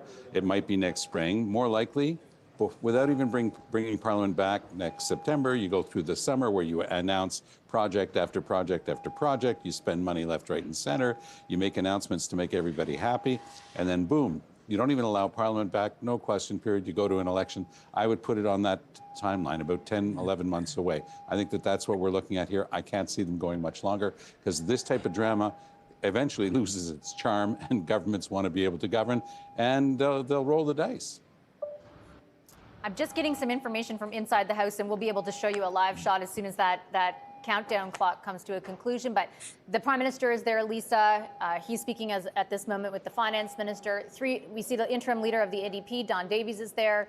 Heather McPherson, who's running to be the leader. Alexandra Belouris, the Quebec NDP MP. So quite a few people there in person. We had been wondering, because you can avail yourself of the opportunity to vote remotely, but the drama is certainly in that room. How significant do you think this vote is going to be tonight, and how difficult is it to predict? I can't imagine being comfortable as the Prime Minister, rolling the dice. And I don't even know if he's rolling the dice. Maybe they all know, and we're just building it up, and we're just making a lot of noise. But it's not a very comfortable place to be in, that's for sure. And I would say, sitting in opposition and in government, you kind of want to know what's going to end up happening at this vote, because you have to be able to make preparations. I go back to 2008, Vashi. If you recall, Tom, you'll recall as well, when we were sitting in minority government and our budget presented by Jim Flaherty was not well taken. And in fact, the other parties decided to come together and they were going to take us out. We ended up proroguing, if you recall, in order to avoid that moment. But there's something in the air about fresh governments in November, December on budgets that does bring this to the fore. So you never know what could possibly happen. And indeed, if things had gone in the other direction, we would definitely have been seeing an election happening in 2008, right after we had just been to the polls in October of 2008. By the time we got to 11, Conservatives had a majority. Then Justin Trudeau had a majority, and then they had the agreement with the NDP. So really, Canadians have not seen this since 2008, if you want to take a look at it. And Michael Ignatieff basically kept us going for those 3 years, because we were in the Great Recession, trying to come out of what was happening there. So maybe this, as Tom says, is the new world order. This is the way it's going to be going forward. I think, Christy, that we don't really know. There are some indications, but other votes that Lisa and Tom were referencing, for example, even when the opposition planned to take the government down, there was knowledge of that. Things could happen in the interim. I think we're getting started, by the way, because I just hear some applause behind me. So as soon as we can pull that up on the live screen, we will. Christy, go ahead. Well, and I think we're taking a look. Oh, I'm sorry. We'll just look inside as the government's whip walks in. That's Mark Garrettson here. Applause from and the whip from the Conservatives, Chris Workington, as well. Both are walking in. My apologies, Christy. I'll get to you in a moment. This is now a live look inside the House of Commons as we prepare for the vote on the budget to take place. As things get underway, Christy, sorry, I'll throw it back to you. Well, so here's what could happen, which is what happened in my government. We were re-elected in 2017. We're in the Parliament. We lost the popular. We were one seat short of a full majority, and we're doing our talks. We're talking about how great the budget's going to be and all the rest of that stuff. And then somebody from the opposition benches looks across at me and starts shaking his head because he knew that the budget wasn't going to pass. I had no idea what he was talking about. Turned out one of our members had secretly been negotiating with the NDP to become speaker and deny us that vote. And it all happened very much in real time. No one expected that it would happen. So, for Canadians that are watching this, they should know there are no sure bets here. We have no idea what could happen. The government may itself not know what's going to happen. There could be lots of surprises up until the last minute. And I know Vashi Weiss and TV is covering it live with much anticipation. Yes. I'm just going to interrupt you for a moment because we are watching. The Prime Minister just did stand up, and the front benches of the Liberal cabinet are now adding their votes to the vote as it takes place. You can see most of the House is actually full, and we'll listen in live as each of them either stands or does not for the vote. Mr. Cedar Brampton East. Mr. Cedar Brampton East. Mrs. Oshelski. Mrs. Oshelski. Mr. Solomon. Mr. Solomon. Mrs. Valdez. Mrs. Valdez. Monsieur Duclos. Monsieur Duclos. Ms. Gould. Ms. Gould. Madame Petitpas-Taylor. Madame Petitpas-Taylor. Mr. Blair. Mr. Blair. Mr. Wilkinson. Mr. Wilkinson. Ms. Fry. Ms. Fry. Ms. Chager. Mr. Osborne. Mr. Fragaskatos. Mr. Fragaskatos. Mr. Fuhr. Mr. Fuhr. Mr. Vancouverden. Mr. Vancouverden. Ms. Gainey. Ms. Gainey. Madame Provost. Madame Provost. Ms. Sahota. Sahota. Mr. Belanger, Desnethe, Mississippi Churchill River. Mr. Belanger, Desnethe, Mississippi Churchill River. Ms. McKnight. Ms. McKnight. Ms. Chartrand. Ms. Chartrand. Mr. Garrettson. Mr. Garrettson. Ms. Anand. Ms. Anand. Ms. Alty. Ms. Alty. Ms. Gull-Masty. Mrs. Gull-Masty. Mr. Sarai. Mr. Sarai. Ms. McLean, Esquimalt Sandwich Souk. Ms. McLean, Esquimalt Sandwich Souk. Mr. Long. Mr. Long. Mr. Zaricelli. Mr. Zaricelli. Madame Chanette. Madame Chanette. Ms. Latanzio. Latanzio. Mr. Nakvi. Mr. Nakvi. Mr. Housefather. Mr. Housefather. Mr. Noor Mohammed. Mr. Noor Mohammed. Madame Menard. Madame Menard. Mr. Miller. Mr. Miller. Ms. Jacek. Ms. Jacek. Mr. Beach. Mr. Beach. Ms. Scrow. Ms. Scrow.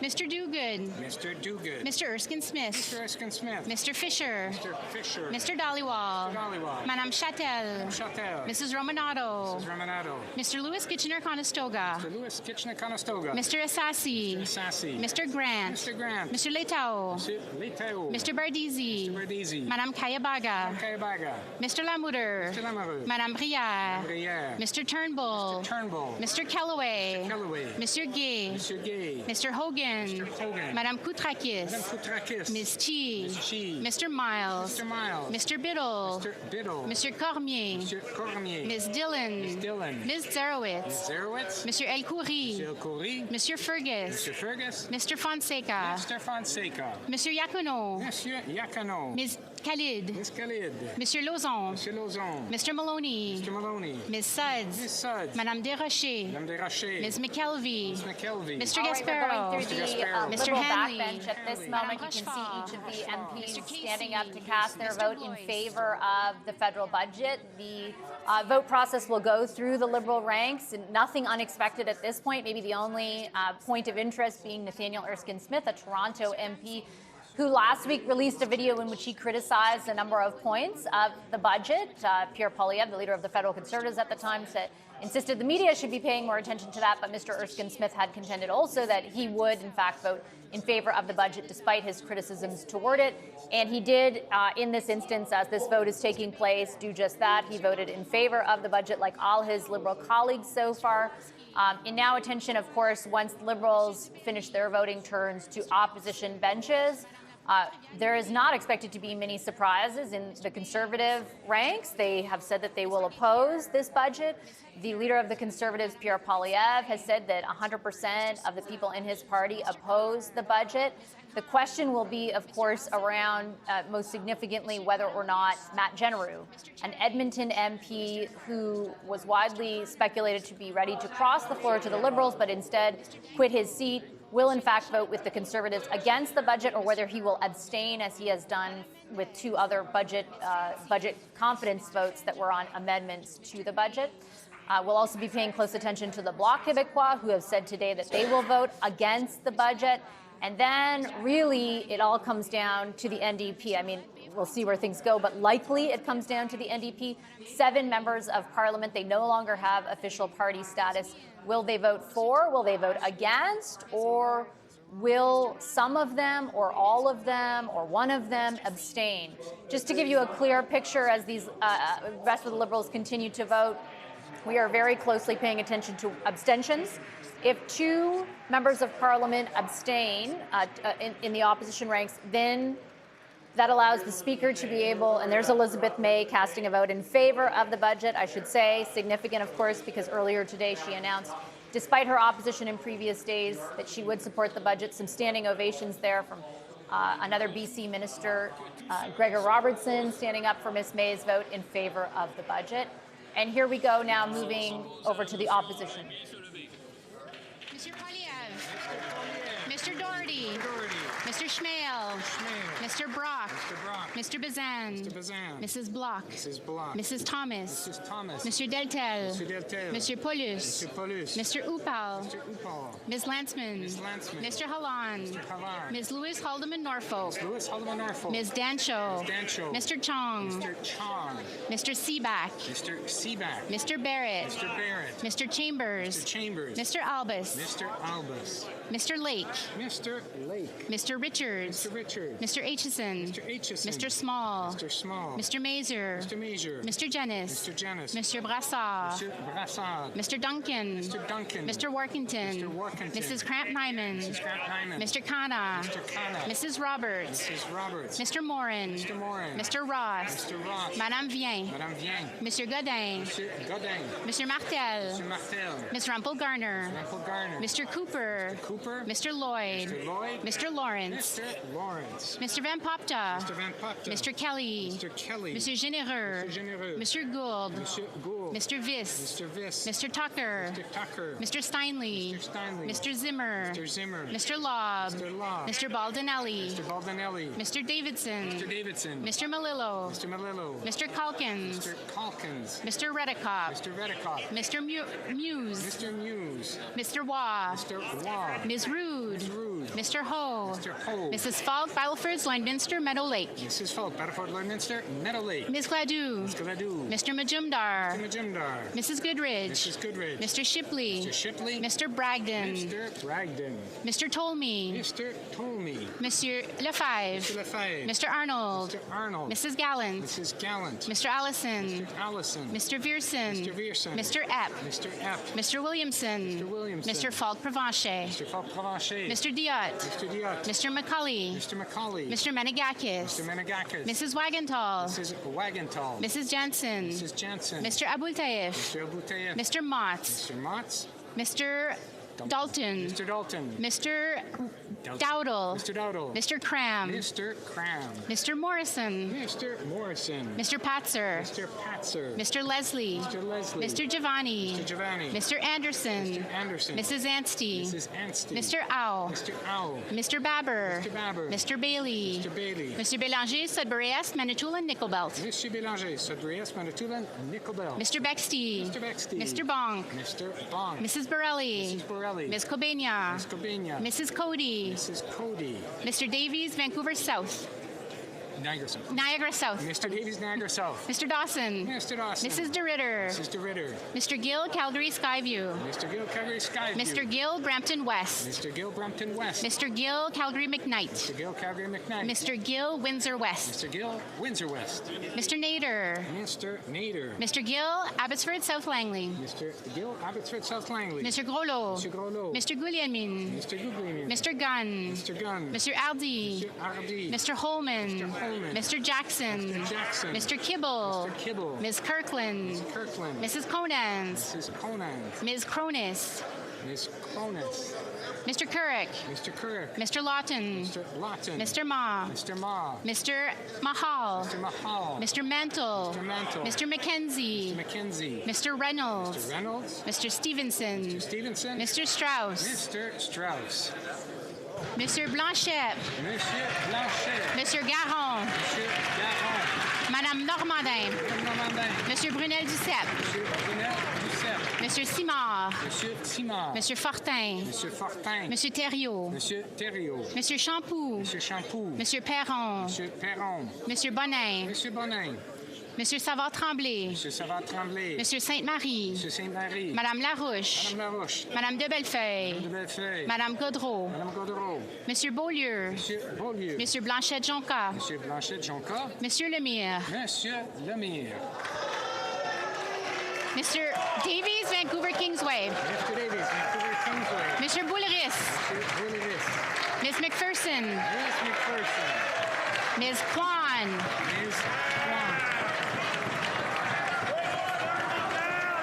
Okay, significantly, you're watching the NDP here. Don Davies, Alexander Boulris, Heather McPherson, and Jenny Kwan, all voting no. Gord Johns has not stood. Lori Idlut switched her vote from no to deregistering her vote, so the possibility of both of them abstaining still exists. 4 NDP MPs, though, in that instance, voting no. For members voting electronically before resuming its proceedings. Once the proceedings resume, I will invite members who encounter technical difficulties to identify themselves.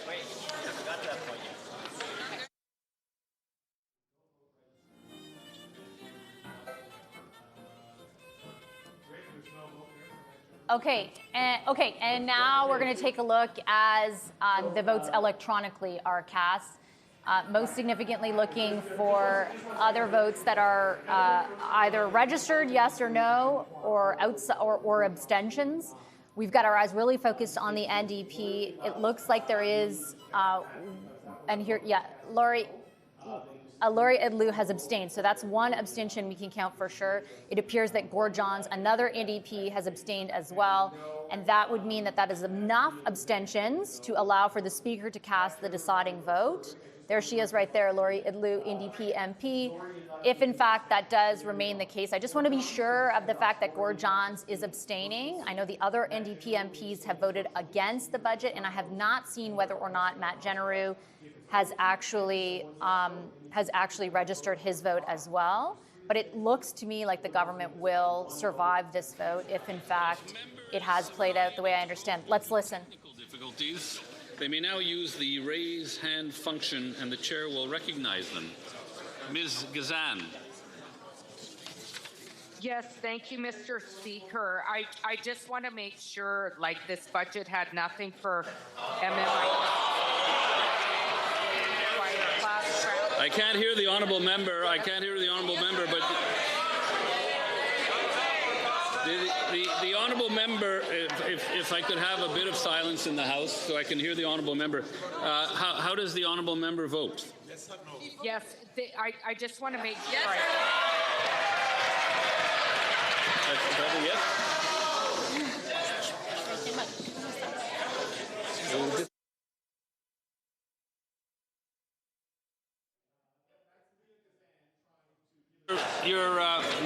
Ms. Gazan, your vote has been registered as no. Are you attempting to change that vote? No, I'm not. Okay.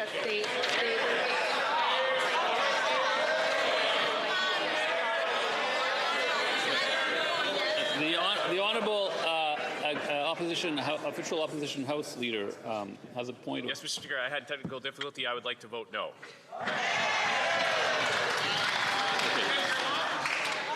Mr. Reid? Who? Mr. Reid. You can just recognize Mr. Reid, yes. Mr. Speaker, I was unable to use my app. I would like to vote no.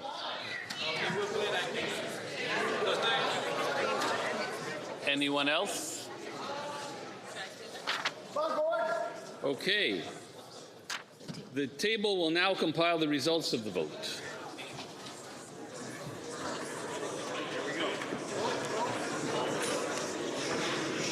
Nays pour 170, sans 70. Nays call 168, sans 70. Je déclare la motion adoptée. Thank you. All right. And there we go. The budget has passed. You can see the vote tally on the side of your screen. Breaking news here, we have avoided another election. The federal government, the Liberals, have been able to secure enough votes and enough abstentions in order to see their budget pass. You can see the total there, 170 yeas, 168 nays, and at least 2 abstentions, though I think there may have been 3, 2 of them coming from the NDP quite significantly. Gord Johns in the House there, and Laurie Idlew as well, who initially cast a vote against the budget and then switched it to abstention. As we keep our eye on there, I'm lucky enough to be joined by Christy Clark, Lisa Raitt, and Tom Mulcair, who were following along as those votes were cast. Tom, it ended up being the NDP with those 2 abstentions that were able to secure the budget passing for the Liberals. What did you think about the way in which that unfolded? I don't think that the NDP right now, with 7 members, without a leader and with no money in the bank, was in any position to go to an election. It was interesting to see that Laurie Idlew actually changed her vote, because it would have changed, of course, the result. I think the Speaker would have decided it for the Liberals in any event. But let's just remember this is the normal that we're going to be going through now. We're in a minority parliament. This can happen on any confidence motion, and there will be lots of them. And eventually, I still believe, based on my experience, it'll be the government to determine the date of the next election sooner rather than later. Christy, what did you think of the way that unfolded? I agree with Tom 100%. It was a little bit less exciting than actually I thought it might be. It was that one vote that seemed to be withdrawing the no and then adding the no was kind of, I think, a moment in history that they'll play in political science classes about online voting or something.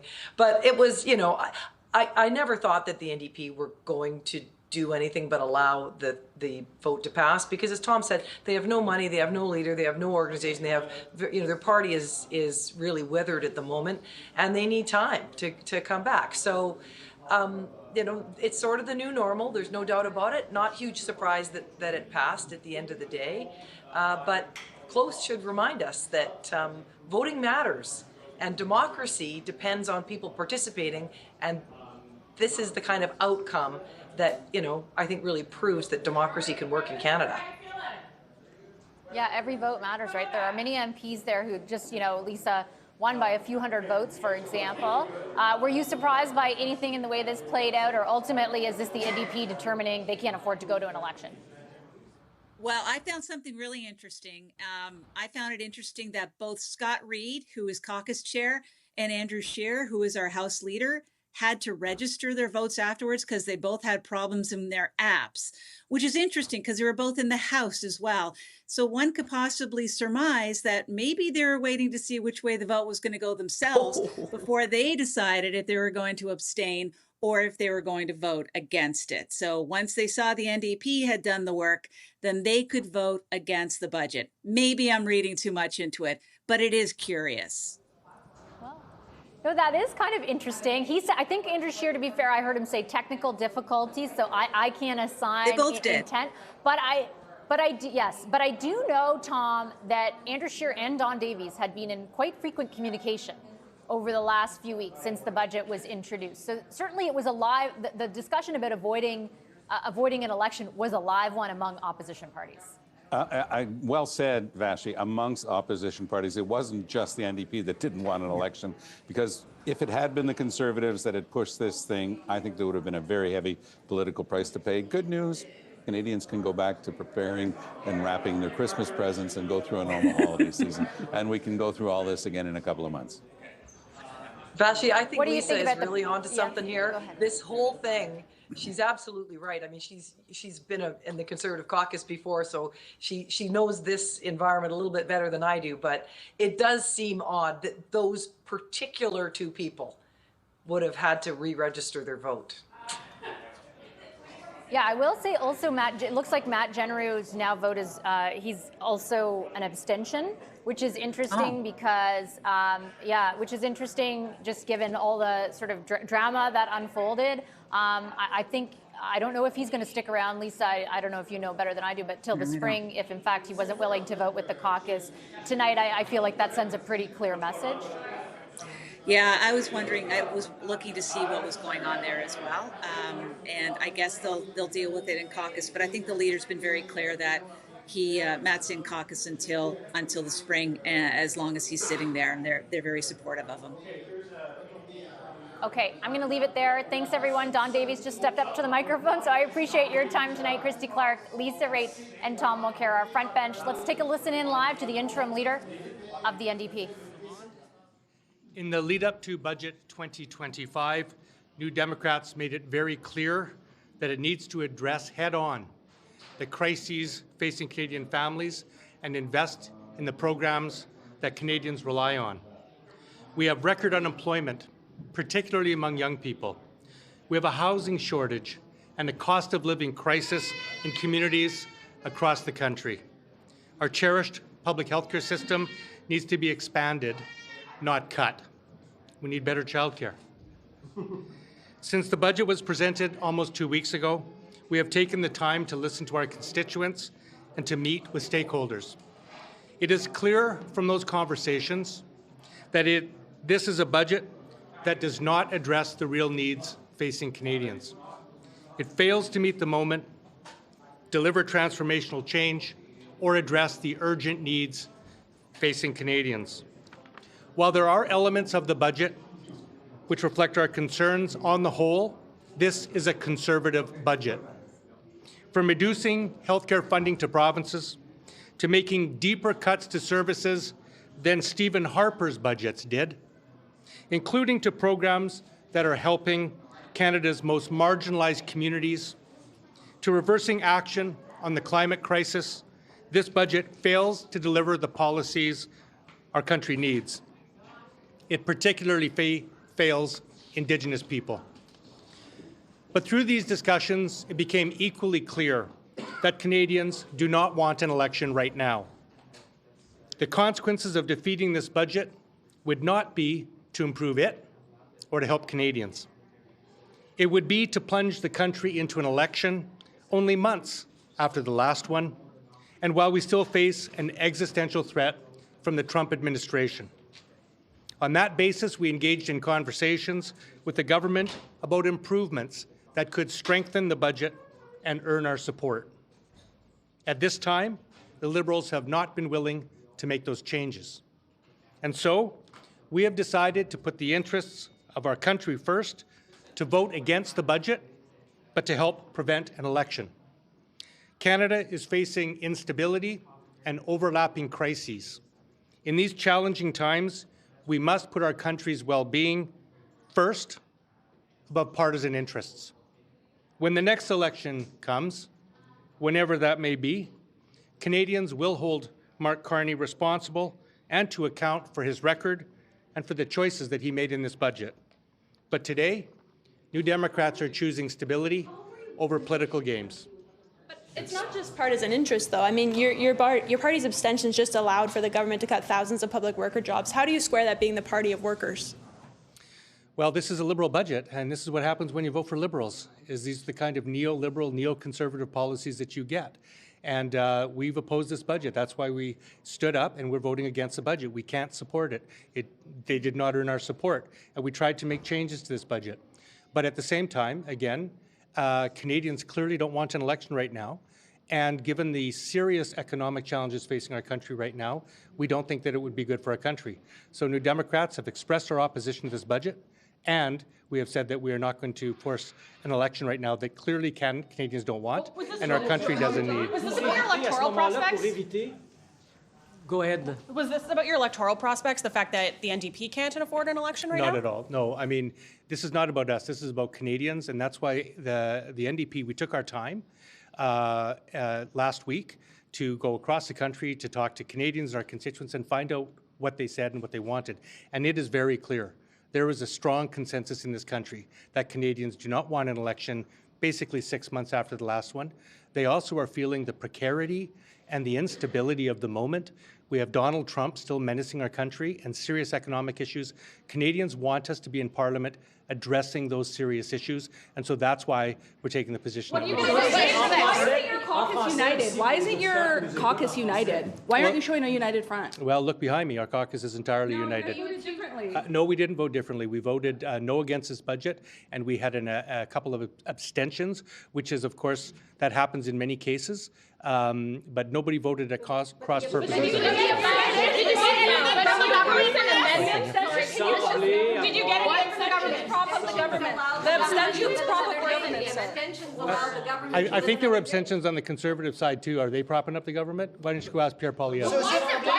Why is it your responsibility to avoid an election? Why is it the NDP's responsibility to avoid an election? Isn't that the Liberals' responsibility? Yes, it is. In fact, it's all parliamentarians' job. Why abstain? Why allow them the chance to not go to an election by abstent? Why make that choice? I'm sorry, I'm not understanding your question. You're saying it's the Liberals' job, but yet you're helping the Liberals avoid an election by abstaining. Why? Look, there's 343 people in the House of Commons. I've said from the beginning that it's Mark Carney's responsibility as the Prime Minister of a minority government to craft a budget that can earn majority support. But at the same time, we're in a unique situation right now, 6 months after the last election, where Canadians don't want an election right now. I haven't heard anybody dispute that. There is no strong desire for an election among the Canadian people. And we believe that it's important to tap into what Canadians want. And second, what's very important is the economic precarity that we're facing right now. You know, we have serious economic issues.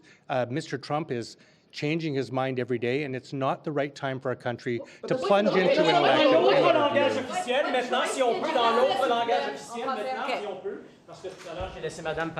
Monsieur Boulris, D'accord, merci, Monsieur Boulris. Merci. Thank you. We need a bit of French here, please. Maybe. I know I'm the only one here, but there's millions of others. Yes. Mr. Boulris, you seem to have set aside a few principles for to avoid an election. How long are you willing to do that? This budget is extremely deceiving, and we've said as the NDP is damageable for our environment. It's strange to vote for this budget from a climate.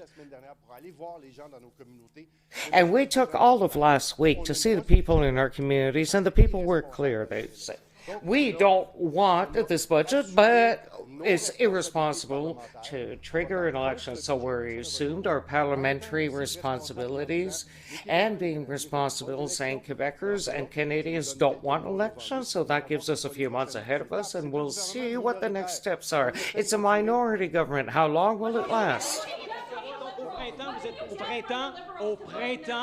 In the spring, then you're prepared to vote against a vote of confidence in the spring.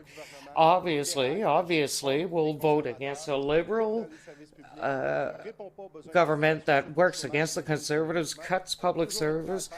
There's always problems with housing. We're ready to vote. And we listened to the people who said, we're against the budget, but we don't want an election.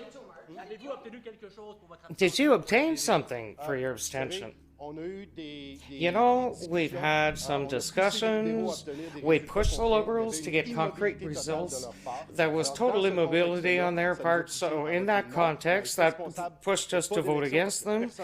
But we didn't want to be responsible for an election because nobody wanted that. Does this mean you're not going to vote against this government until there's a new leader? Like, are you giving them free pass for like the next 4 or 5 months? No, absolutely not. No, this is our vote for today. And, you know, tonight the government dropped a 600-page Ways and Means motion that will be voted on tomorrow. And then, of course, there's the Budget Implementation Act, or maybe several of them. We haven't had a chance to review them. So this is our position for tonight, and we're going to be evaluating each measure that comes as it comes. Mr. Davies, what concessions did you get for these abstentions? We didn't get any concessions. You're hoping you didn't get anything in return? We're not propping anybody up. We voted no against the budget. We voted no. Do you feel like you have any leverage now to push for amendments to this budget, to slow down the process of the implementation and therefore the cuts to the public service? I mean, what leverage do you have left now that you've abstained from this vote? Well, I've said from the beginning that in a minority parliament where there are 3 opposition parties that hold a balance of power, all of us at one point or another have some leverage. We're going to continue to have conversations with the Liberals. I mean, we were engaged in discussions with them over the past few weeks. We did put forth a number of positive proposals that would have gathered, well, we're not going to bargain in public at this point, but they were concrete proposals that reflected the needs of working families and people across this country, and the Liberals were not ready to say yes to them. So we're going to continue pushing for policies to help working people that elected us to this parliament, and we'll continue using that leverage in the days and weeks ahead. But you didn't get anything. You didn't get anything out of this last deal. By you abstaining, you knew that they would, the budget would pass, and you didn't get anything out of it. The Democrats voted no to this budget. Yes, but you say that you voted for the interest of the country, that this is your position for the interest of the country. But how could you go into an election? You don't even have a leader. Well, I am the leader right now. We don't have a permanent leader. That's true. How could you hit the trail with all the problems and the situation with the NDP? You know, I don't think any political party in the House of Commons wants an election right now. I haven't heard anybody say they want an election. Because, you know, we all understand we just had an election in April. This is the first budget of this new government. And so, you know, I think our first obligation here is to do what Jack Layton always taught us, which is people want Parliament to work. And so we're doing what New Democrats always do. We're coming to Parliament with positive, constructive ideas and trying to make it work. This is not about us. This is about Canadians. And the vast, vast, vast majority of Canadians want us to try to make this Parliament work. They do not want an election, and frankly, we don't think our country needs one at this point. So we're putting our country ahead of partisan interests, and I think that most parliamentarians, if not all, should do that. What is your specific reason why? When did you decide that two of you will abstain? Would you still have abstained if enough Conservatives had abstained, or would you all have voted no in that scenario? We caucus regularly. We have a tight, united caucus, and we made our own decisions on this. We decided what we were going to do, and it was up to the other parties. I mean, we have 7 votes out of 343. I mean, every other party in that House of Commons had a greater chance of influencing the outcome than we did. Why Laurie and So- why did you two specifically? Why was it specifically you two? Can you explain why? Or Lori as well? Sure. You might have to. Lori as well. First, did you want to go ahead, Laurie? Okay. Well, first of all, we made it clear last week, well, the week before last when the House was sitting, that we were going to go back to our ridings and listen to our constituents. I talked to every single mayor, 9 mayors in my riding, 3 regional district chairs, 17 elected chief councillors. All of them were unanimous and they didn't want the government to fall. So I did consultation. Unlike the Conservative MP on Vancouver Island who was on CBC radio just on Friday night saying that we shouldn't have an election, that nobody wanted an election, that he heard from his constituents all week they didn't want an election, that there should be an election next fall. What did he do? He voted for an election. So I'm sorry, we're being the adult in the room listening to our constituents who said right now is not the time to have an election. In the face of Donald Trump, that we need to stand united. We're going to fight. We're going to fight tomorrow for the things that we put on the table that we're not going to bargain in public about. And we're going to fight until we get more for Canadians. That is what Canadians expect of us, and that's what we're going to do. What is your message to voters Just very quickly, having lived in the 44th Parliament of always being accused that we're propping up the government, I couldn't live with that. Not with this budget. This budget doesn't do enough for Indigenous peoples, and I could not do that. So that's why I abstained, because we're not propping up the government. That was offered by the government in the budget. Wasn't there something in the budget for your riding? There were things for my riding, and that's why I had to abstain. I know that CBC North will want that quote in ineptitude. What was the question? Just could I have you say that in ineptitude, just so your constituents actually can get it too? Tana negwang nek pimageruk sakyak titiyo madlakik punga nararaw kama takwa takutitiyo marok punga libro kun ikayok tuingin nama takwatitiya kamarik punga takwa libro kut imanelyong nek tilugi ujiksuk titikan nere kapugo ukyok taktong mionit ikpigusuk kama uvaninegwarok tuni ikpigusuk kama. What is your message to voters? When did you decide your vote was no? When did you decide that? We caucused as late as today. So we made our final decision this morning. Knowing how you were going to vote? Of course we did. Yes. What is your message to voters who already saw your party as close to the Liberals Last in the question, supply I think, and of confidence people. agreement? I'm sorry. What is your message to voters who already saw the NDP as an extension of the Liberals through the supply and confidence agreement? Now you're, once again, it could be seen as helping the Liberals with the budget passing. Well, voting no to a Liberal budget couldn't be a clearer message that we're not propping up the Liberal government. We voted no tonight. It's a bad budget. It's not a budget that we think that, well, count the votes. I stood in my place and voted no. And we voted no as a party, and it's up to other parties to determine what they do. All right, that's NDP leader, interim leader Don Davies explaining there why 5 members of his caucus voted against the budget and 2 abstained. You heard from both of them there, Laurie Idlut and Gord Johns, offering their explanations as to why they did abstain. They both sort of seemed to indicate that it was to stave off an election, that their constituents did not want one. But overall, the message from the NDP, at least the one that they're hoping, according to Don Davies, to deliver through their comments tonight, is that they are opposed to the budget as it was. They indicated, Mr. Davies indicated, that they had asked for some concessions from the Liberals in exchange for the potential for support, in that I believe Alexandre Bellerice, the Quebec NDP MP, described the Liberals as immovable. Those 2 NDP abstentions would have been enough to allow the government budget to go ahead because of Elizabeth May, the Green Party leader, voting in favor of the budget with the Liberals. But they got 2 additional abstentions from the Conservatives, Two Alberta MPs, Shannon Stubbs and Matt Genereux. I don't know the official response from Shannon Stubbs, but I know last week her office had said she was ill. Matt Genereux is a whole different story. He is an Edmonton MP who was rumored to be crossing the floor from the Conservatives to the Liberals. When those rumors became, it started spreading, he essentially decided to leave being an MP completely, to resign his position. The Conservative Party had said he would remain in the Conservative caucus until the spring, so officially that seat would not be resigned until the spring, but he did not vote with his party against the budget.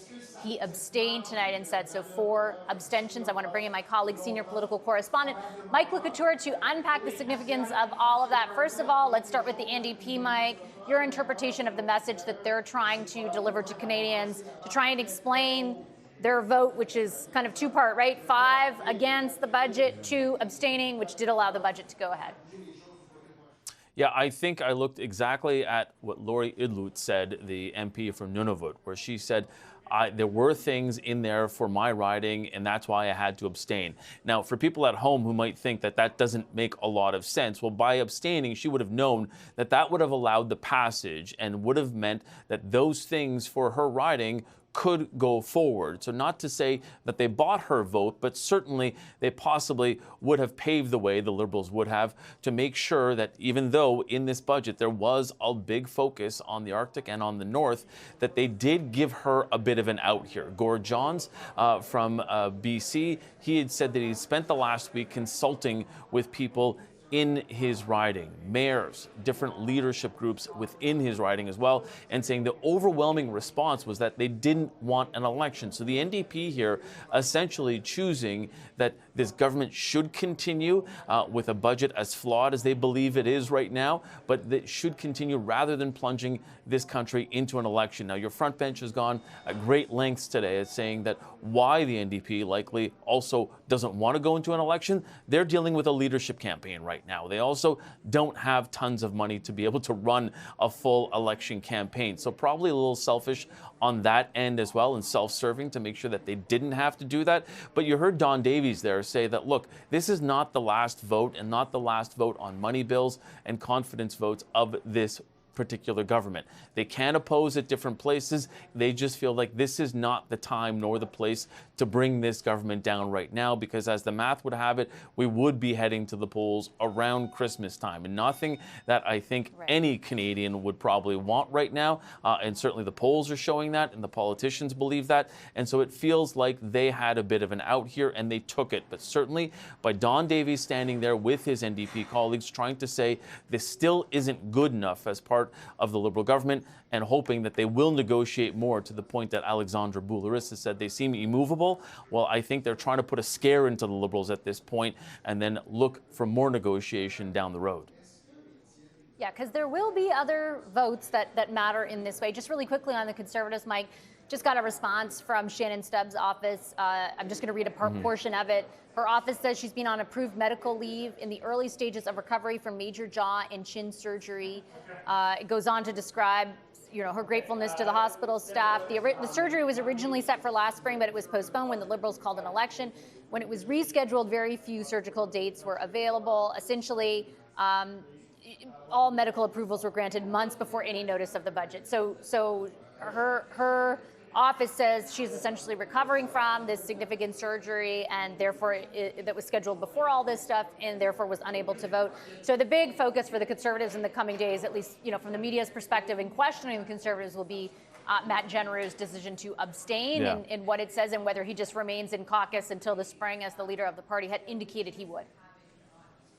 Yeah, and especially considering that sort of play now, Vashi, the fact that there are months now he will have to go to caucus and be in caucus if he chooses to sort of serve out in that way. We know that is the schedule as has been set out by the Conservatives, but is there a possibility now, after he abstained on this vote, that they say, you know what, if you wanted to go now, you can probably head for the door? Because this obviously is one of those votes that the Conservatives would have liked to bring down the government on, if you believe everything they've been saying publicly. But the fact that he does abstain matches the two votes that we had seen 2 weeks ago, the sub-amendments and the other amendment to the budget. So he abstained from those, kind of consistent, but at the same point, there are some questions for Genereux and why he abstained from this one. Okay, Mike, I'll leave it there. Thanks so much for your help in our coverage this evening. Our senior political correspondent, Mike LeCouture. My thanks to all of our panelists and guests. We will have more coverage throughout the night right here on CTV News Channel. Lots more reaction. The Liberals stand another day. Their first budget goes ahead with support from one member of the opposition in Elizabeth May and abstentions from others. We'll have full coverage throughout the evening. Thanks so much for watching this extended special edition of Power Play. I'm Vashi Capello. Have a wonderful evening.